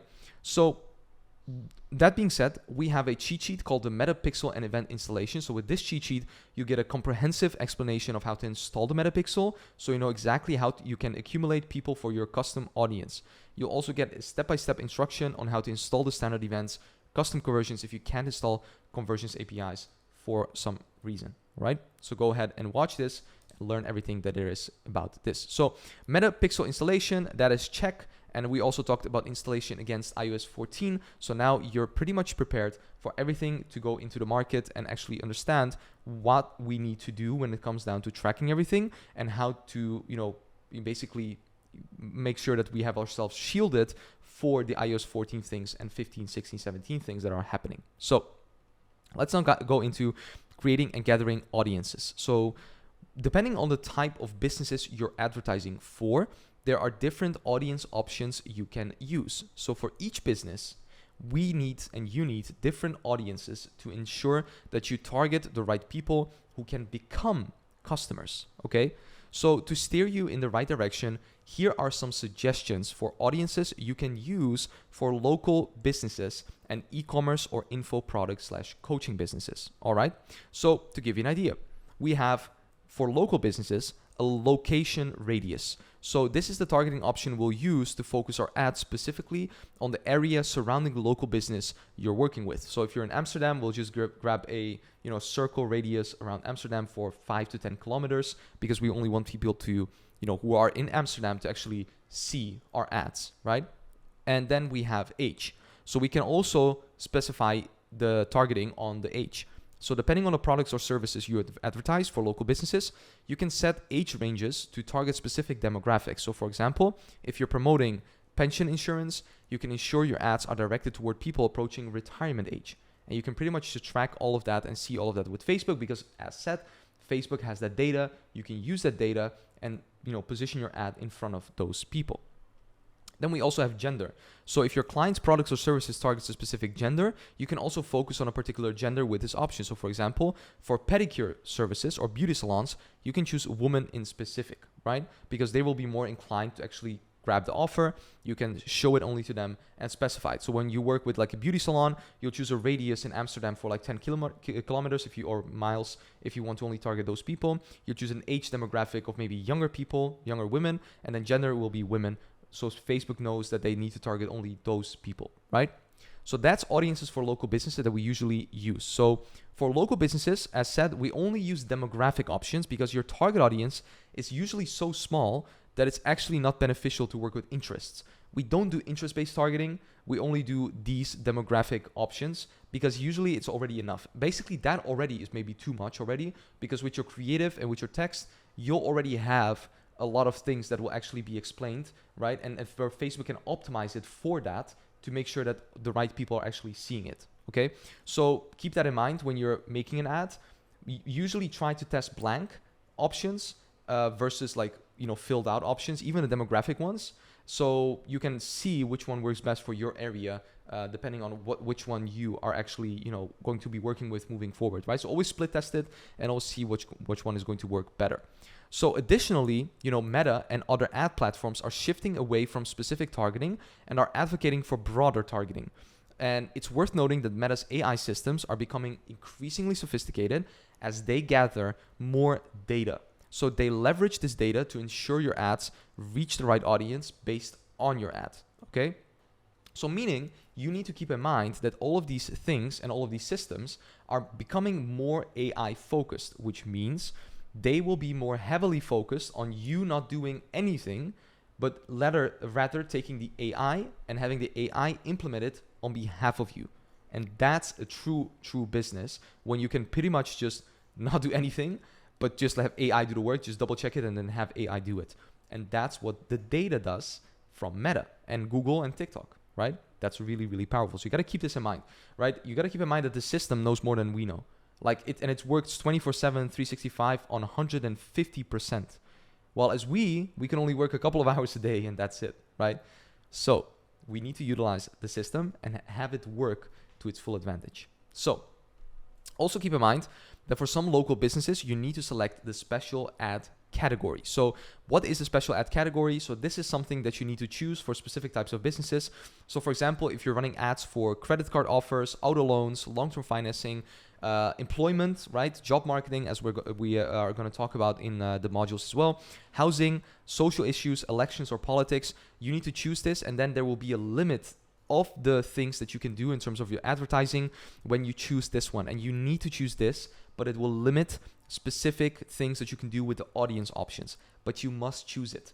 That's kind of a downside since that, got introduced 2 to 3 years ago or 4 years ago, whenever it was, that you are kind of limited in terms of your audience, but there's no worry about that because you might, have a location radius that's broader than the location that you want to target people in.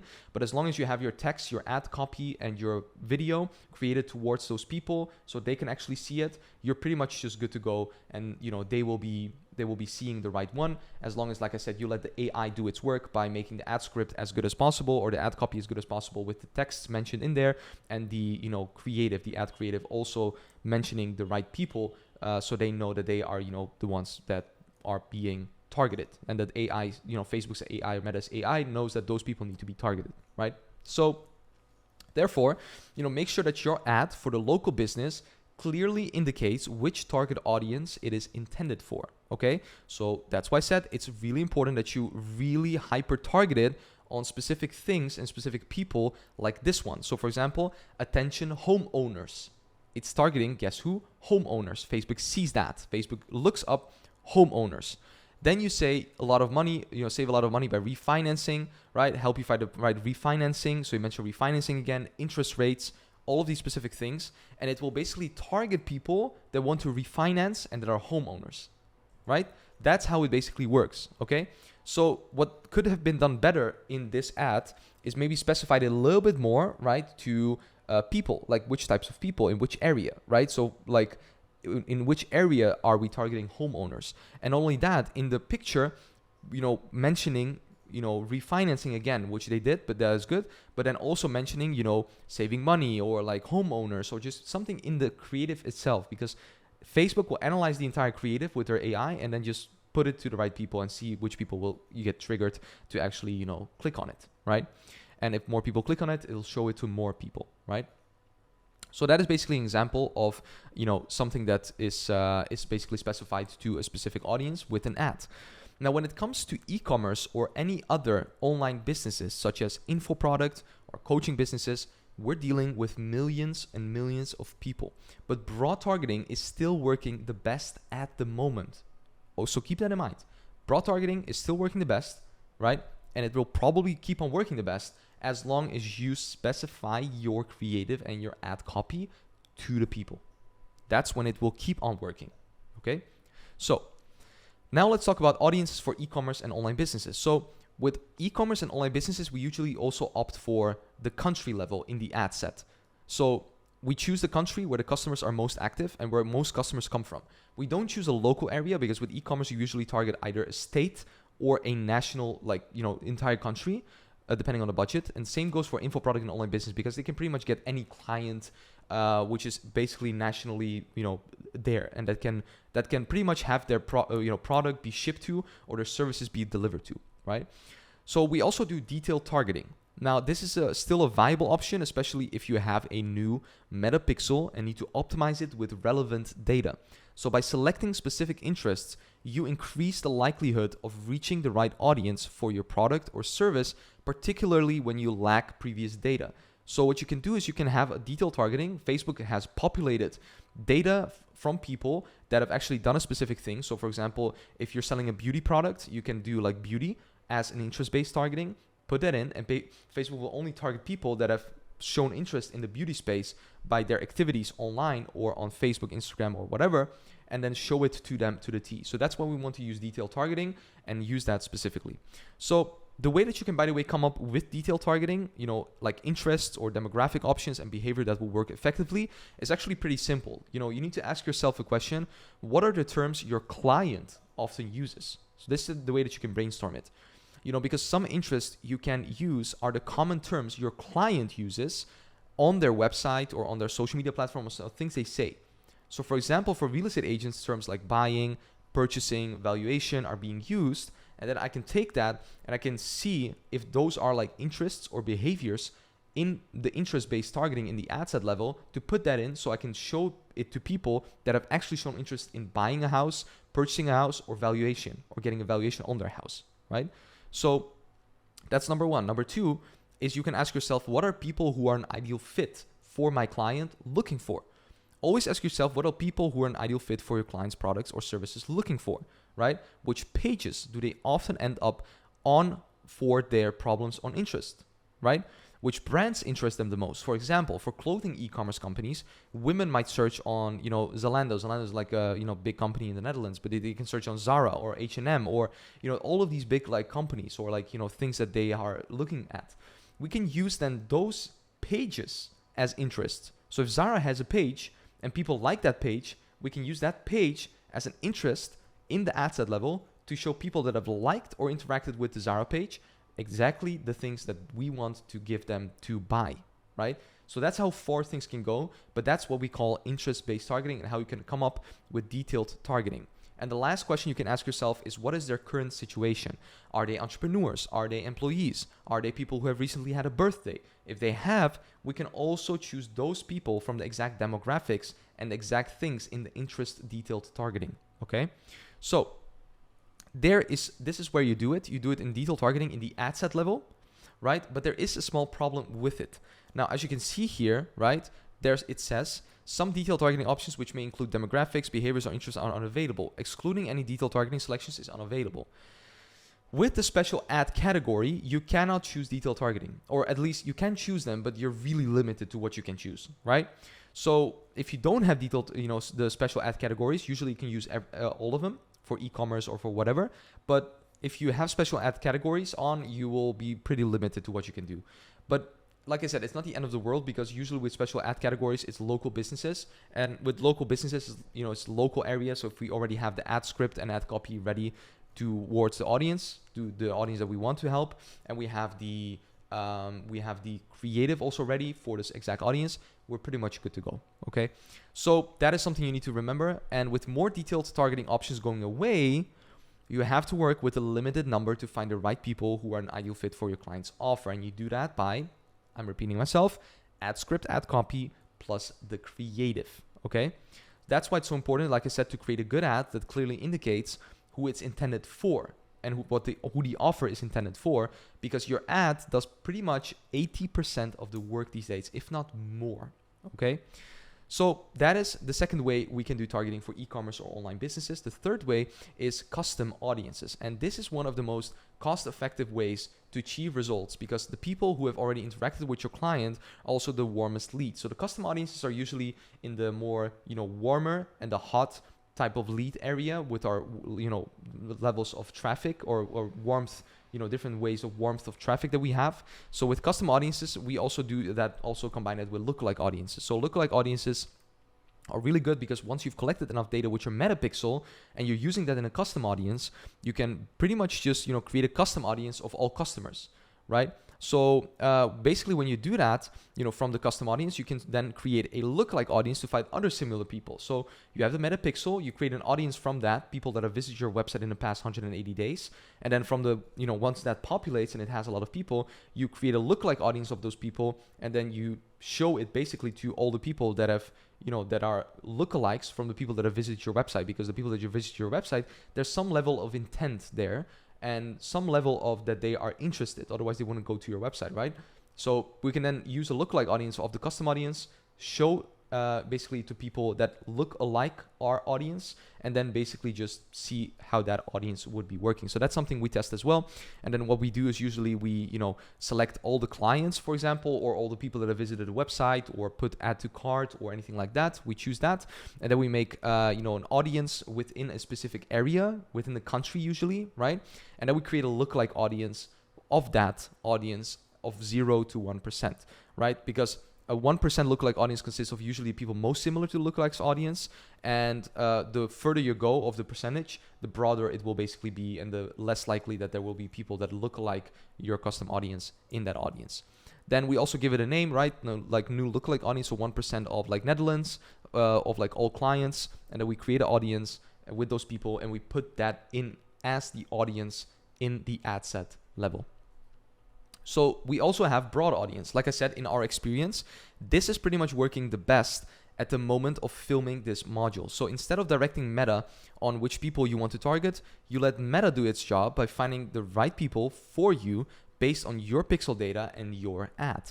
However, you need to have enough data with your metapixel for this to be effective. So when you do broad, you need to make sure that you basically have enough data on the pixel. If you have, then you're good to go. If you don't, it might not work as good for e-commerce or online businesses as it would for local businesses, because usually with e-commerce and online business, you're getting a bigger audience, a huge audience. So if you just do broad, you're targeting everyone, right? While as with, local businesses, just a, small area. So if you do it broad, chances are likely that Meta is still going to target the right people. But if you do it broad for e-commerce or online businesses, it's a little bit different, right?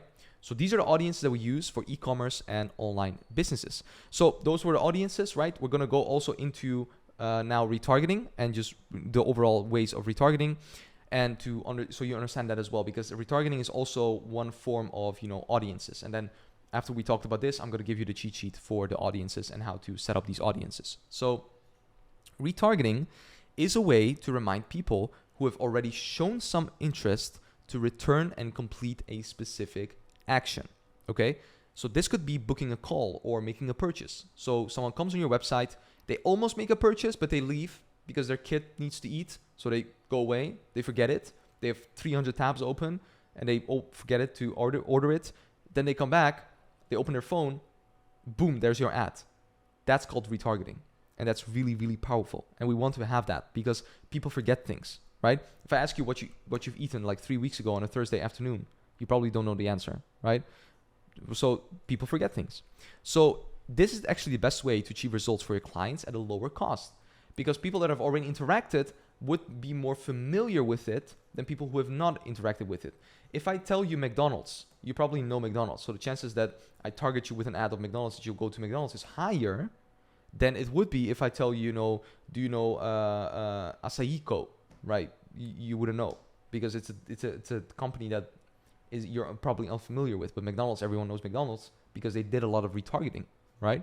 So people who have already shown interest are the ones who are easier to persuade than those who don't yet know who you are and what products or services you offer.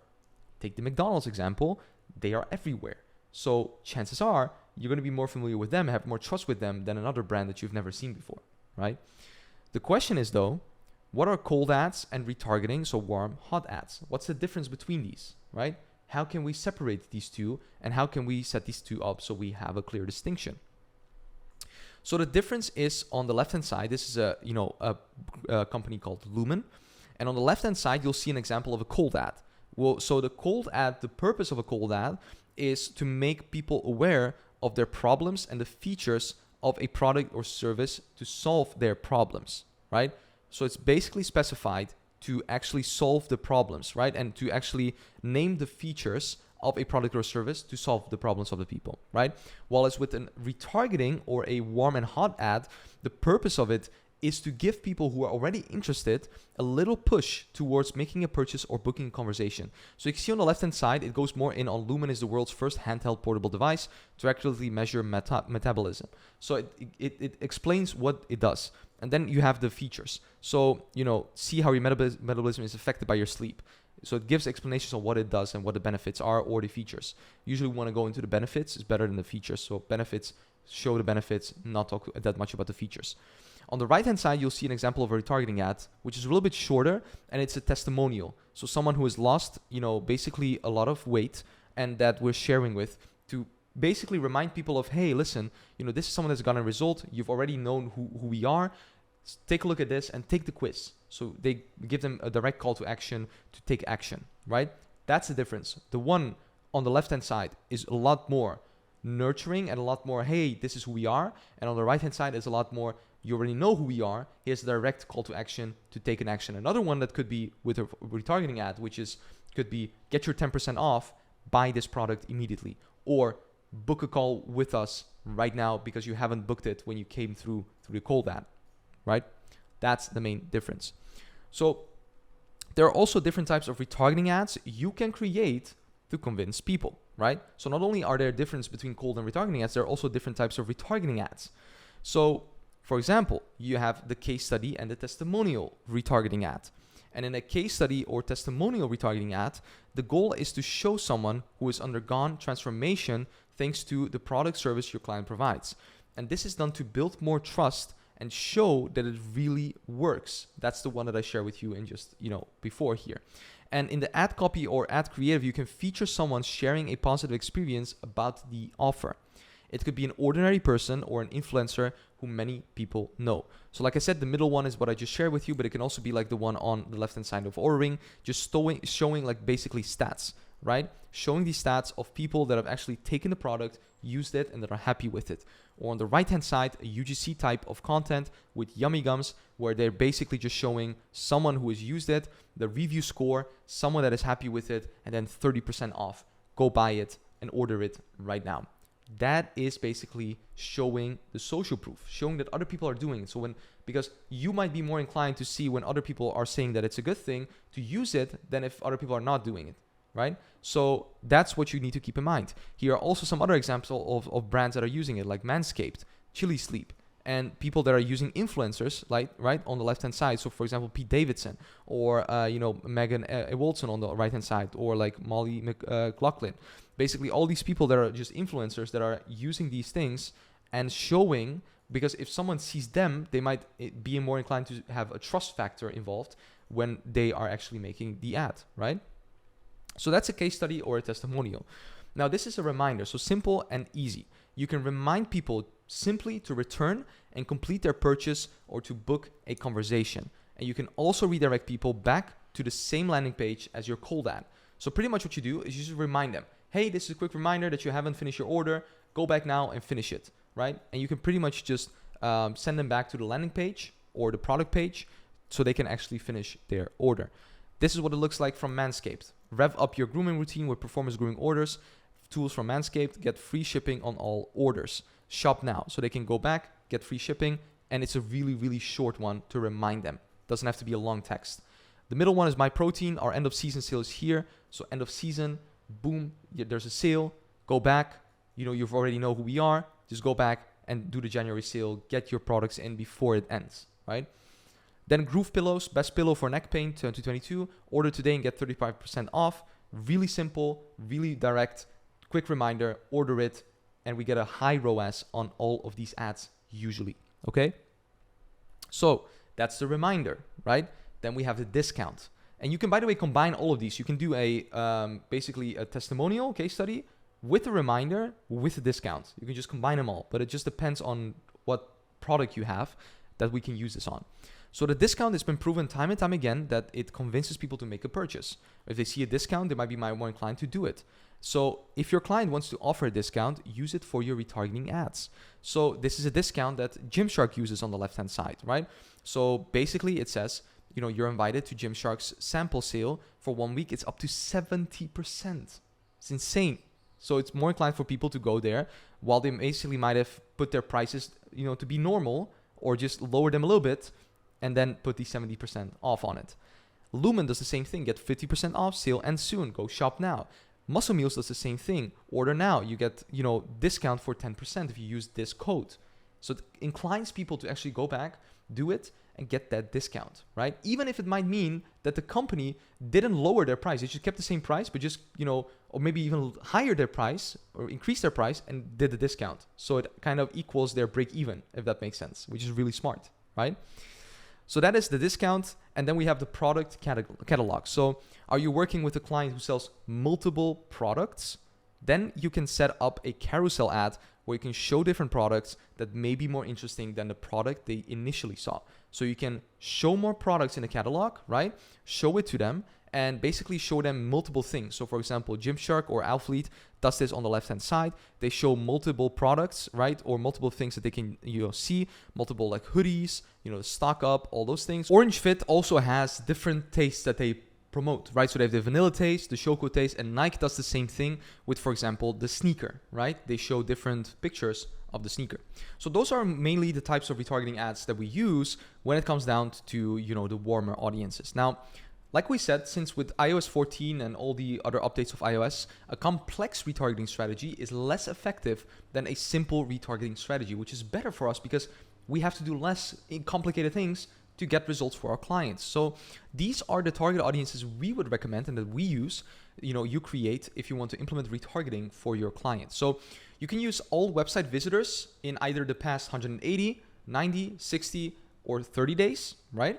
You can use Facebook engagers in the past 180, 90, 60, or 30 days.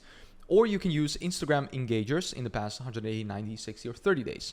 So these are usually the ones that we specifically create because these ones show us the best return that we've seen over the past couple of years. And by also combining these, if you don't have enough people, for example, visiting the website or on the Metapixel, combining them all with Facebook engagers and Instagram engagers will give you a bigger audience, a cumulative audience that you can start using to actually show your ad to. Now, of course, you can also test other retargeting audiences to see what works best for you. But for us, simplicity has always worked better than complexity, right? So that being said, guys, there is a cheat sheet down below for the people watching this. And if you're, not in the program, then it will be in the, school group that we have. So join the school group by checking the link in the description. But go ahead and download the creation and accumulation of audiences cheat sheet. And this specific cheat sheet, will give you all the information that you need to create audiences depending on the industry your client is in. So it will also gather all the audiences in a tracking document so you know exactly what works and what doesn't during the testing phase. All right, guys, so we talked about Metapixel installation against iOS 14, creating, collecting target audiences. Let's now go ahead and dive into the launching of the campaigns. So this is how you can manage your budget and structure your campaign. So as we said, after discussing with your client how much budget is needed to deliver the results, it's now the task to structure your campaign and spend the budget in the right way, right? So we have a simple campaign structure where we can test efficiently and also scale efficiently, and it is called the DCT campaign strategy. So what is the DCT campaign strategy? So the DCT campaign strategy is, it starts all off with a campaign with CBO, so campaign budget optimization. Then we have our main ad set where we place our winning ads. So this is not something that you place from the beginning, because that is something that needs to, be created once we have the tests on the DCT being set up. Then we have on the middle side, we have the DCT001 ad set and a DCT ad, just one ad under that so we can see which one works, and a DCT002 ad set with a DCT ad under that as well. So those ones are created immediately. The winning one and the main ad set is usually the ones where we put in those ones that have performed well into that, so we can scale those up and see how we can get those, to the next level. Now, with this campaign strategy, we focus on one campaign per country, product, service, or funnel, right? So to be clear, with this specific strategy, there's only a focus on one specific thing, right? Because it's usually for e-commerce or info product or coaches. So we've tested various campaign structures, and this approach stands out as the winner in terms of simplicity, efficiency, and scalability. Now, within each campaign, we limit ourselves to a maximum of 3 ad sets, compromising one main ad set and one to two DCT ad sets. So what you gotta understand is the DCT ad sets are designed to test new combinations of ad copy and creatives to identify the most effective combinations that can get us amazing results. So those are basically the testing campaigns that we can see which one will be working, and we continuously try those out. To give you an understanding, when you're doing local business, you will pretty much just do one DCT001 ad set. That's it, and one ad. Or you can have multiple ads within the DCT ad, but that's it. You're not going to do DCT002 or main ad set with local businesses. With other types of businesses, you can do it, right? E-com, local, info product or coaching. But for local, it's even more simpler. So you just use one DCT001 ad set. So once we identify a winning combination from the DCT ad sets, we replicate it into the main ad set. So we duplicate it, right? And then we allow it to continue spending and generate it even more results. So this iterative process can continue indefinitely, ensuring we consistently identify new winners. This way we can keep on testing. We can see what works, put it in the main campaign, scale it up. Test what works, put it in the main campaign, scale it up. That's the best way to actually do campaigns and actually set up everything from what we've seen in the past couple of months and years. So in launching the campaign, we will show you exactly how you can set this campaign up, manage it, and scale it to the next level. And in terms of budget allocation, you need just to know to invest the right amount in order to achieve the results at the right price. So if you're optimizing for an ad set for leads and you expect to get a cost per lead of 15, then you should at least, like we said, spend 15 a day to generate $15 or less cost per lead, right? You need to give Facebook the amount of the estimate that the average cost per lead will be that you are guessing that you want to get. So if you're optimizing an ad set for purchases and you expect to get a cost per purchase of 50, then you should spend at least 50 a day to generate, purchases for at least 50 or less per day per purchase, right? So of course you can spend less per day, but like I said, the risk is that sometimes you'll get conversions and sometimes you won't. So you got to test it out. But when working with local businesses, as said, you may not always have high budgets for your ads, so like $500 plus or even more. So in these cases, you don't necessarily need to have 3 ad sets in total. Instead, you can just allocate the entire budget to one campaign and one main ad set. Like I said, there's no benefit in spreading the budget too thinly across multiple ad sets or ads, because this will not provide sufficient data for effective analysis. The thing is, guys, with local business, you don't even have to do retargeting usually. You don't even have to do like all these complex like custom audiences, lookalike audience. You can just do one audience, which is just based on demographics or broad. That's it. You focus it on that. You have one campaign, one ad set, and 1 or 2 ads that are in the ad set that you can start testing out to see which one of those will perform the best. Let's now talk about launching your first campaign. So before launching a campaign and starting advertising, there are several things that need to be prepared in advance. Now, the first thing that you need to do is you need to ensure that you have the following items ready to go so we can launch immediately. So you need to have an ad account with a linked payment method, because if there's no payment method linked, you won't be able to spend anything and give it to Facebook so they can show the ad to their data, to their audience, right?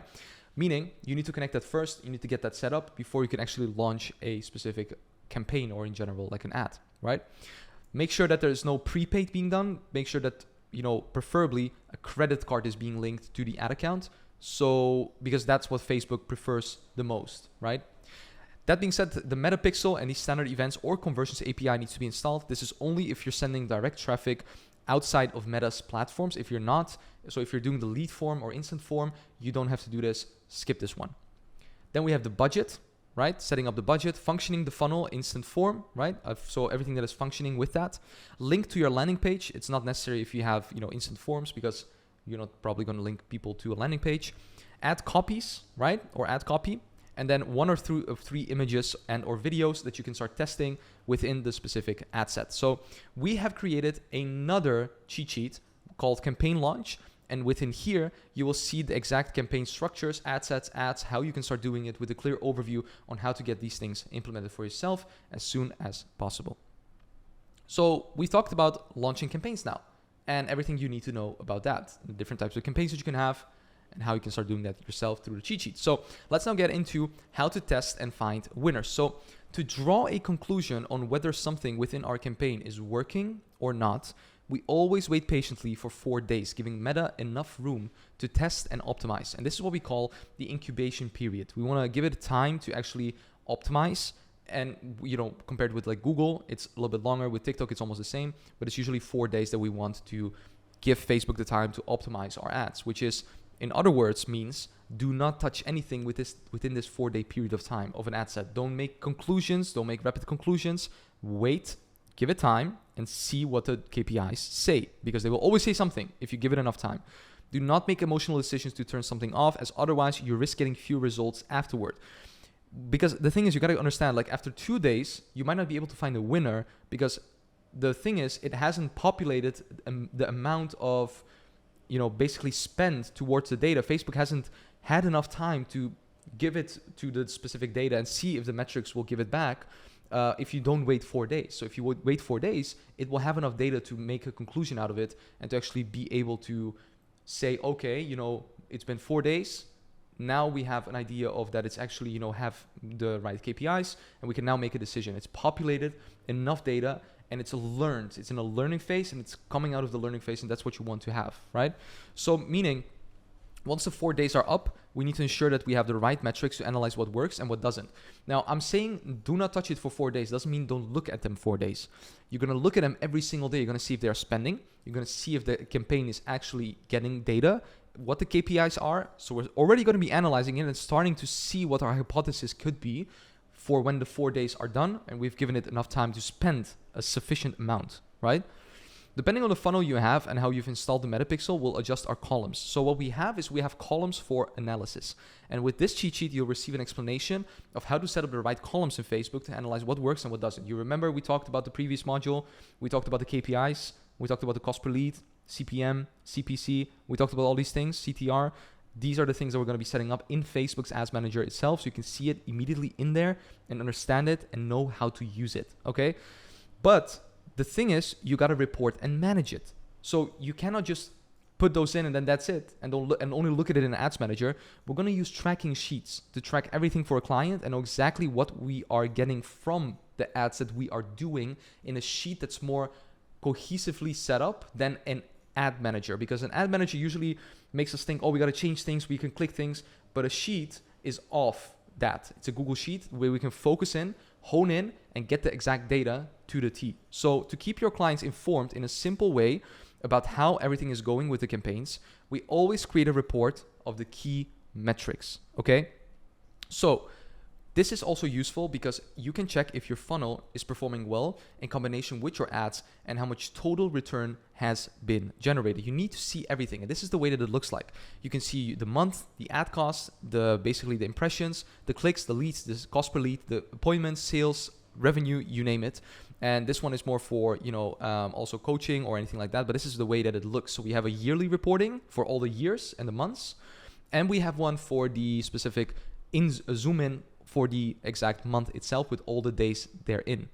So we also have a reporting tab, which says, what trends do we see on ad account, which date, and what changes did we make to the ad account. So we can always know which changes we've made. And also for the media buyer that jumps on with you in the future, they can also change these metrics and change things, and they need to report on those things in here so we can actually check those things out, okay? So with these reports, we can initiate the daily management routine to ensure that everything runs optimally, right? So we can see it, we can initiate everything in the terms of the routine that we need to have, and we can set these things up as they are needed. So the daily management routine will consist of a couple of things, right? And these are the things that it will consist of. So like I said, on the right hand side, we talked about the follow checklist for the setup and execution of the following service. Now you know how to launch a campaign, now you know how to do it. But the thing is, how do you do the daily management of it? There are a couple of things that you need to know. One, fill in the ad tracker, the reporting, right? So you need to fill in the ad tracker. So it's the ad tracker is called the sheet that we have, which I shared with you just now. You fill out all the data, all the data points. Second one is you read the data from the tracker. So you see what the data says, and you try to think to yourself, okay, are we spending? What is the CPL? What is the cost per lead? What is everything? Like, is it up to date? Is it good? You check it out. Then we're going to draw conclusions from the data. Are we performing well or are we not performing well? Is everything within KPI or is it not within KPI? Because in the sheet, you will also see the KPI that you need to aim for. The cost per lead needs to be $10, for example. The CPM needs to be lower than 10. You'll see all the data that you need to uphold for local business, for e-commerce, and for coaching and info product, okay? So we're going to take action to make adjustments if needed, but not unless the 4 days have actually passed, right? And then we're going to allow time for testing and go through the process again. So we might duplicate an ad set. We might duplicate an ad. We might change things therein and do that and then report it in our ad tracking, go back, give it time, give it 2, 3, 4 days again, and then we're going to basically see what it has done. And that is the process of the daily management routine. So we have a reporting document for each funnel with the appropriate columns you can use. So this is the columns and reporting document. So with this cheat sheet, we provide more explanation on how to set up the right columns to analyze what works and what doesn't. You'll also receive more information about the ad tracker, the reporting, so you can also show to your clients with the actual results. So you have two documents. You have one with the right columns in Facebook, and this one is the tracking sheets that you can use to actually show to your, measure with your clients how the data is performing from the ads manager. You see the data, put it in, read it, take conclusions, try different things out, test it, go back, figure it out. It's all a numbers game. It's all checking data and seeing which things can be improved in order for you to actually make the ads perform better, right? So let's now talk about what to do when your ads generate poor results, because I know how you probably feel. You might be thinking, oh boy, I'm going through all these cheat sheets, but what if my ads just don't perform well? What because my client is going to leave me or anything like that? First things first, we don't want to have a scarcity mindset like I taught you on week 2. We don't even want to think of that. We don't even want to say it. So we're not going to do that. So no stress. Making mistakes is normal when it comes to marketing, right? I wouldn't even call it mistakes. I would call it like, doing things. Just in general, like doing things will get you specific, results. So you should always see it as a science where you test things to see what works and what doesn't. So to further assist you in what you exactly should do, we have created a meta ads help book. So this help book, because advertising in general is a science and we must approach everything from an analytical perspective, not from an emotional perspective. So to learn what works best, we must continue to test, and testing means being willing to make mistakes. So with this meta ads help book cheat sheet, we will guide you on how to proceed when something doesn't work and how to analyze where the issue lies. Your CTR is low, what do?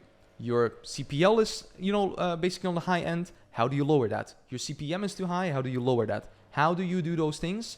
And what actions do you take to improve these things? That's what we'll talk about in here. And we'll also give you the checklist for setup, execution, and management of Facebook and Instagram ads. So for setting everything up, executing it, we've also created a checklist for you to follow. By going through this checklist, you'll have everything set up properly to achieve maximum results for your clients. So refer to this document for every new client so you know exactly what needs to be done. You can just follow the checklist. Like a pilot always has a checklist before liftoff, even though they're really experienced, it doesn't matter. And they've had, hundreds of thousands of hours basically flight experience. They still have a checklist.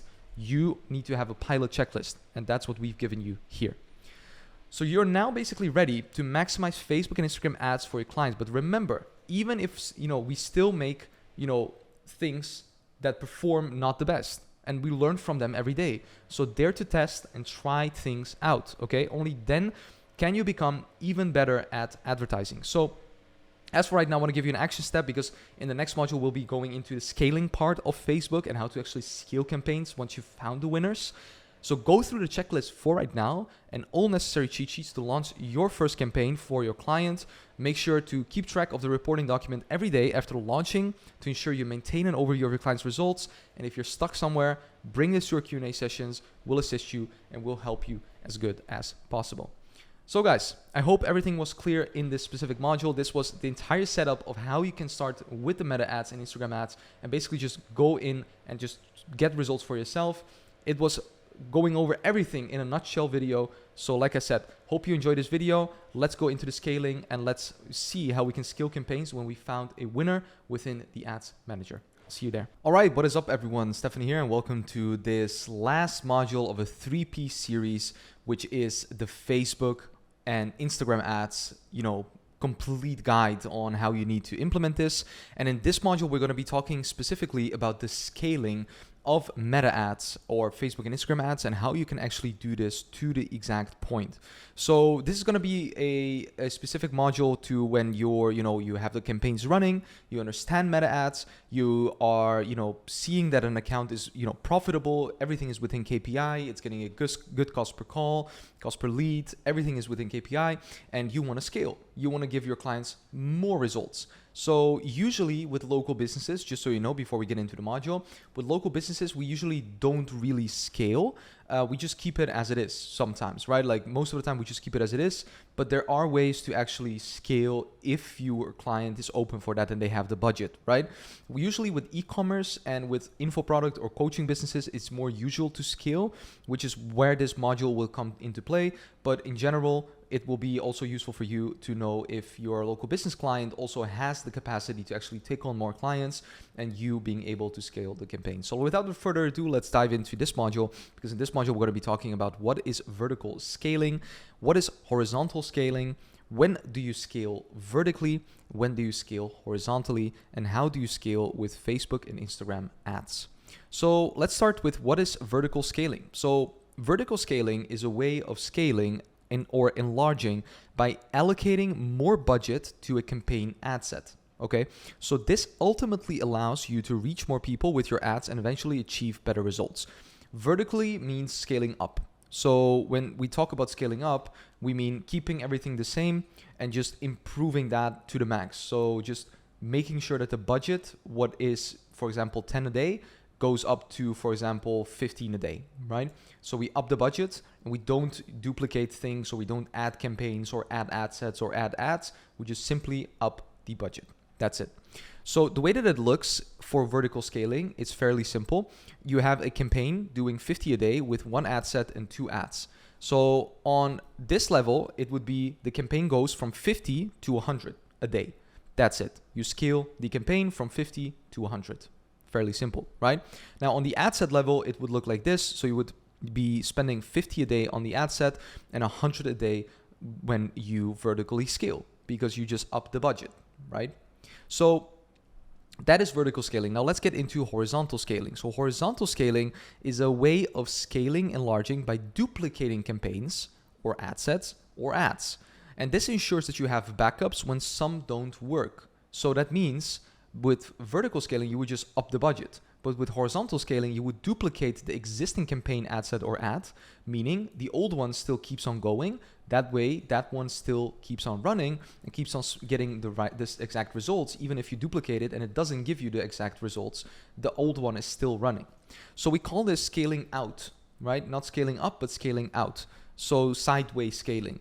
Now, in Facebook and Instagram ads, we extensively utilize horizontal scaling to continuously test different ads with dynamic creative testing. So it's called DCT, what we already talked about in the previous module.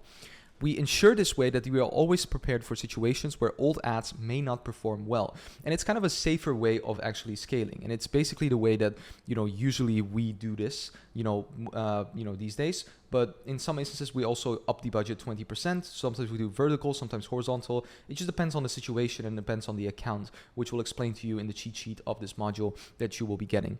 Now, that is horizontal scaling. So how does horizontal scaling look like visually? So when you have a campaign, you have a main ad set and you have ads.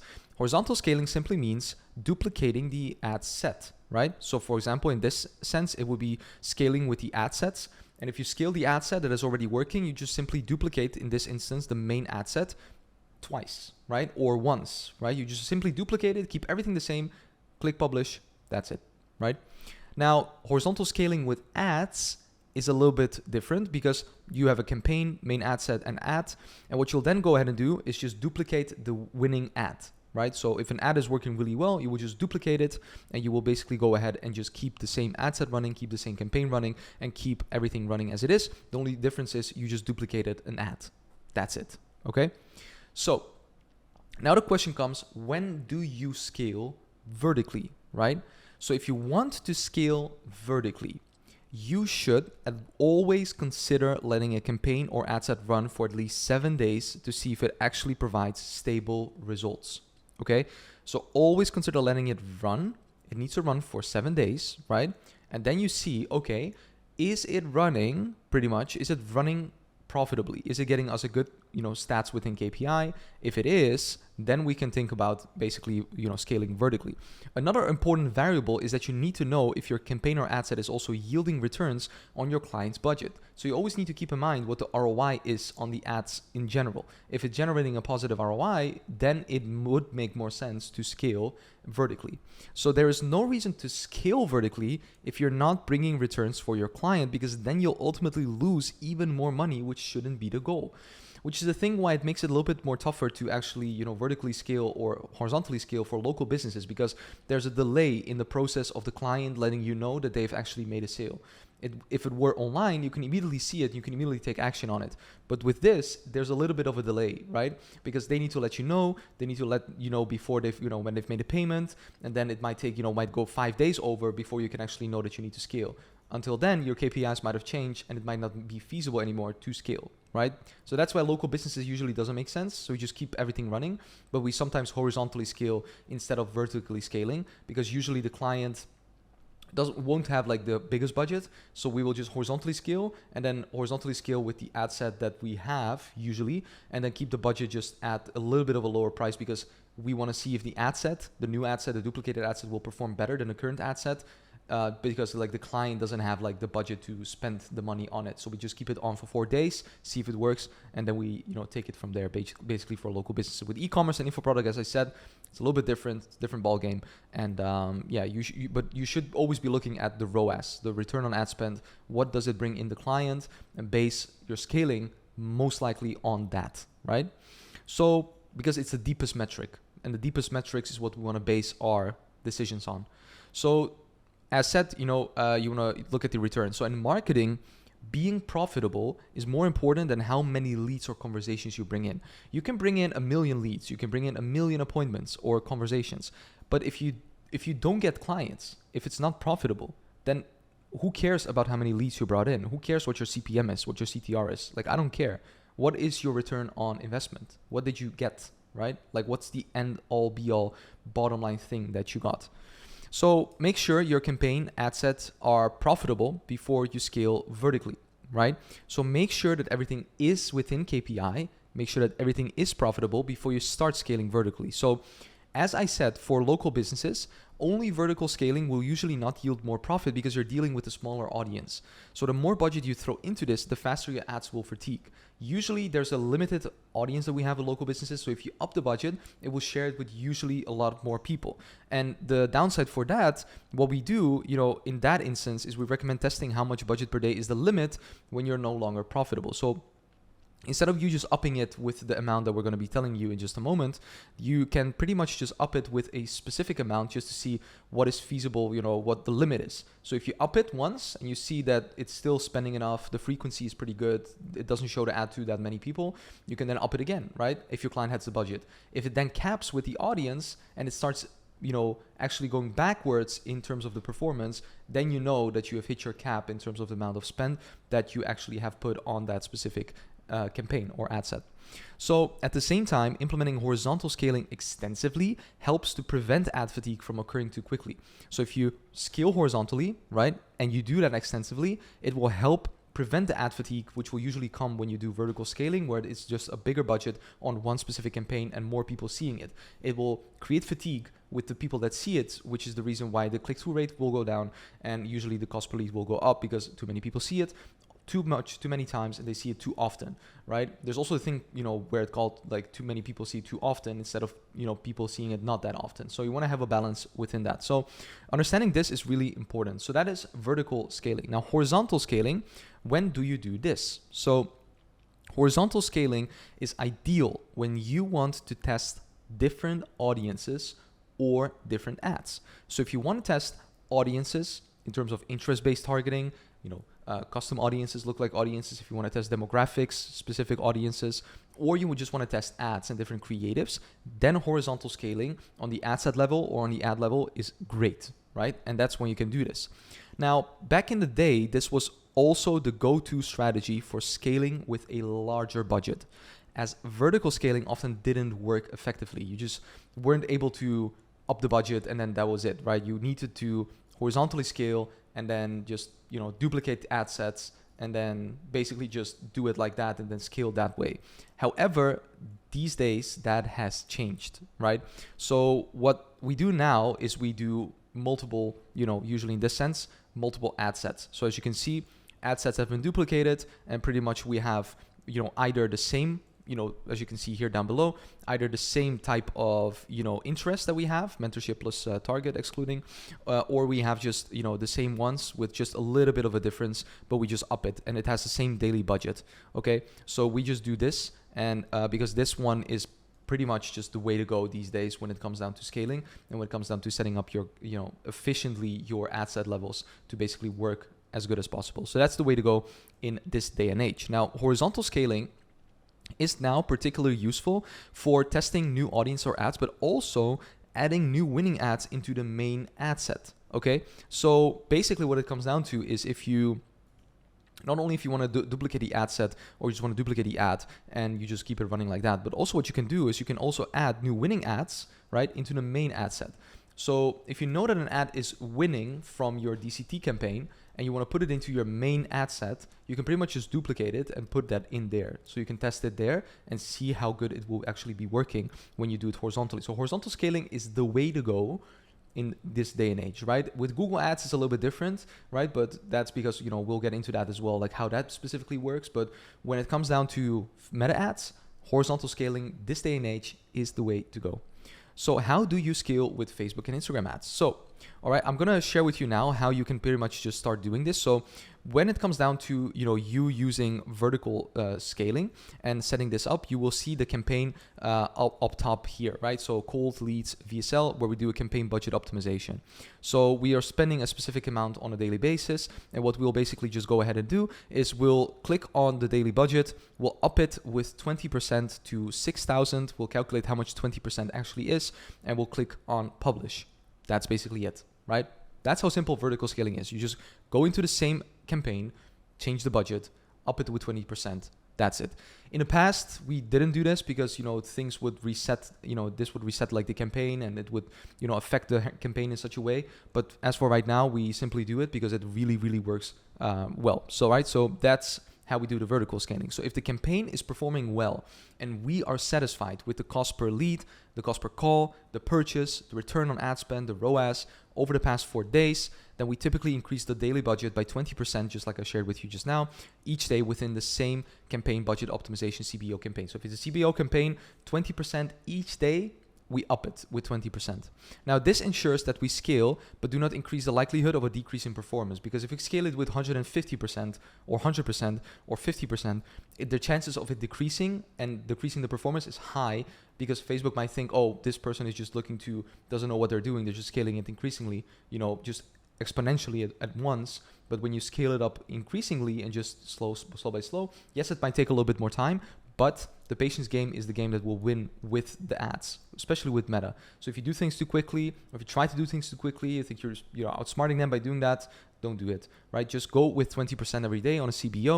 And when you've scaled vertically, always check in the past 4 days on the performance each day, right? So make sure that you're checking every single day what is happening when you scale it, because of course your budget is increasing. So you need to make sure that you're keeping track of all the budgets, keeping track of all the ad trackers that we've given you in the previous weeks, right?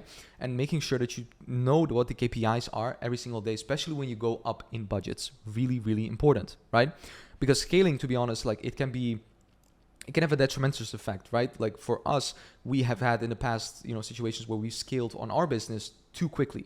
And that was not good, right? It didn't give us an immediate return, because also for us, it wasn't like e-commerce. So it's an e-coaching business. So there's a delayed amount of time for someone to come through. So that is really important when you do local business, or when you do like coaching businesses or online services. So no e-commerce or info products. You need to be wary of that. When you scale, there's a delayed process of the return on investment that you're going to be seeing. So keep that in mind, right? So if it's in good KPI, right, and the performance is good, scale with 20%, okay? So if it's under KPI or bad performance, downscale with 20%, right? So if it's not working, downscale it, and then pretty much just go with that, because you don't want to, have something running which is not working, right? So at the same time, you can launch new DCTs with new ad copy. So that's basically ad sets. You can pretty much just launch new ad sets in case if it's under KPI or bad performance. You launch new DCTs with new ad copies and creatives, let's say 2 ads under that ad set. And if that doesn't improve for the upcoming 4 days, check your data and either improve the offer or improve your funnel. And which one of those two it might be will be set in the KPIs that we will have to check for you. So feel free to bring this along to us so we can also take a look at it with you and help you also make a good decision. But it is pretty much that simple. If something works, vertically you scale it 20%. If it doesn't work, you downscale it basically from less than 20%. That's basically it. That's how you do it. And if the downscaling is going on, you just simply launch new DCTs and then have basically that asset running with maybe a couple of different ad creatives and ad copies. That's it. That's pretty much it. So horizontal scaling, how do you do that? So horizontal scaling, what it comes down to is you pretty much just have one specific campaign running. So for example, or ad set running, you have this ad set, right? So you have the main one, you have a DCT, and you have another DCT. So what you then would do is you would just simply go ahead and just duplicate the winning one. So if the one that is getting us the lowest cost per lead, we would just, or basically, that is getting us the best KPIs, the cost per lead, cost per book call, ROAS, ROI, you name it, you will duplicate that one. So you duplicate that one, and you have that one running with exactly the same budget. So to give you an idea, I don't know why this happened, but when you've scaled horizontally with a new DCT, so meaning you basically go ahead and just duplicate this one, what you need to do and you need to understand is you also need to wait for 4 days to see if it performs. So always, always, always, when you do something, give it 4 days to see what will happen. Don't just try to make measurements immediately and take conclusions and just to think that that's it, right? It's not that. Take it by day and check it day by day, but don't make drastic conclusions based on what happened, right? So if it works, copy the winning combination and put it in the main ad set. So you can copy, for example, the DCT 006, which I just shared with you, put it in the main ad set, right? So that's what you can basically do. And then basically just put in that one on the working one. And then the working one will just spend the most budget, right? So repeat this whole process and you have a simple but efficient way to scale in order to get amazing results. Now, what I've said to you was more verbal, but we got to show it to you because it's not like, oh, I said it to you and now you just go ahead and scale campaigns. Like, no, yes, it might be looking really easy, but there might be more things coming along that I know that you might be thinking of now that you think, okay, so, but how do I do this without, creating issues? Or what if I scale and then after a day, the performance starts lacking? Like, what do I do then, right? Do I stay patient? Or then you should be downgrading if you did vertical scaling, and horizontal scaling is different. But we need to explain this to you more thoroughly so you know to the T how to actually implement this and understand it also when you do this for your clients, especially if you're in e-commerce, especially if you're an info product, right? But anyways, if you're watching this and you're not in a program, join the school group, so you can pretty much just, you know, enter for everything and see these cheat sheets. If you're in the program, go ahead and download this cheat sheet right now, where you'll have all the explanations of scaling horizontal and vertical ads with Meta. Now, like I said, go ahead and do that, download it, and use this to your advantage when utilizing scaling strategies. Now, with that being said, we have some action steps. So try applying vertical and horizontal scaling to your own advertising account so that you're prepared to implement it immediately for your clients when the time comes. What I mean with this is, go ahead and if you have a client right now, implement it right now for them. If you don't, or if you are having clients but you cannot scale for them for some reason, they don't want to scale, you can take your own advertising account, launch an ad for yourself, for your own agency, because if you have clients, we've taught you also how to do ads for yourself. You can launch these ads for yourself, see how it works, and start scaling it increasingly, vertically or horizontally, right? So that's what I would recommend for you to do right now. Start implementing and seeing how it works, so you understand it for when the time comes that you want to do this for your clients. Now, with that being said, guys, this has been a 3-piece series for the people watching this on YouTube or wherever, and I want to thank you for watching this. It's been a long journey. Hopefully everything has been made sense so far. And like I said, we've had a lot of cheat sheets in these specific videos, but if you want to claim them all, go ahead and join the free school group where you can attend and make a chance to actually get these cheat sheets, and join that one right now. Other than that, for the people that are already in the program, guys, I look forward to explaining to you also how to do this with Google, how to do this with TikTok, how to do this with all different types of platforms, which we're going to be covering in the next couple of modules. For now, I want to thank you for watching this module, and I look forward to seeing you in the next one.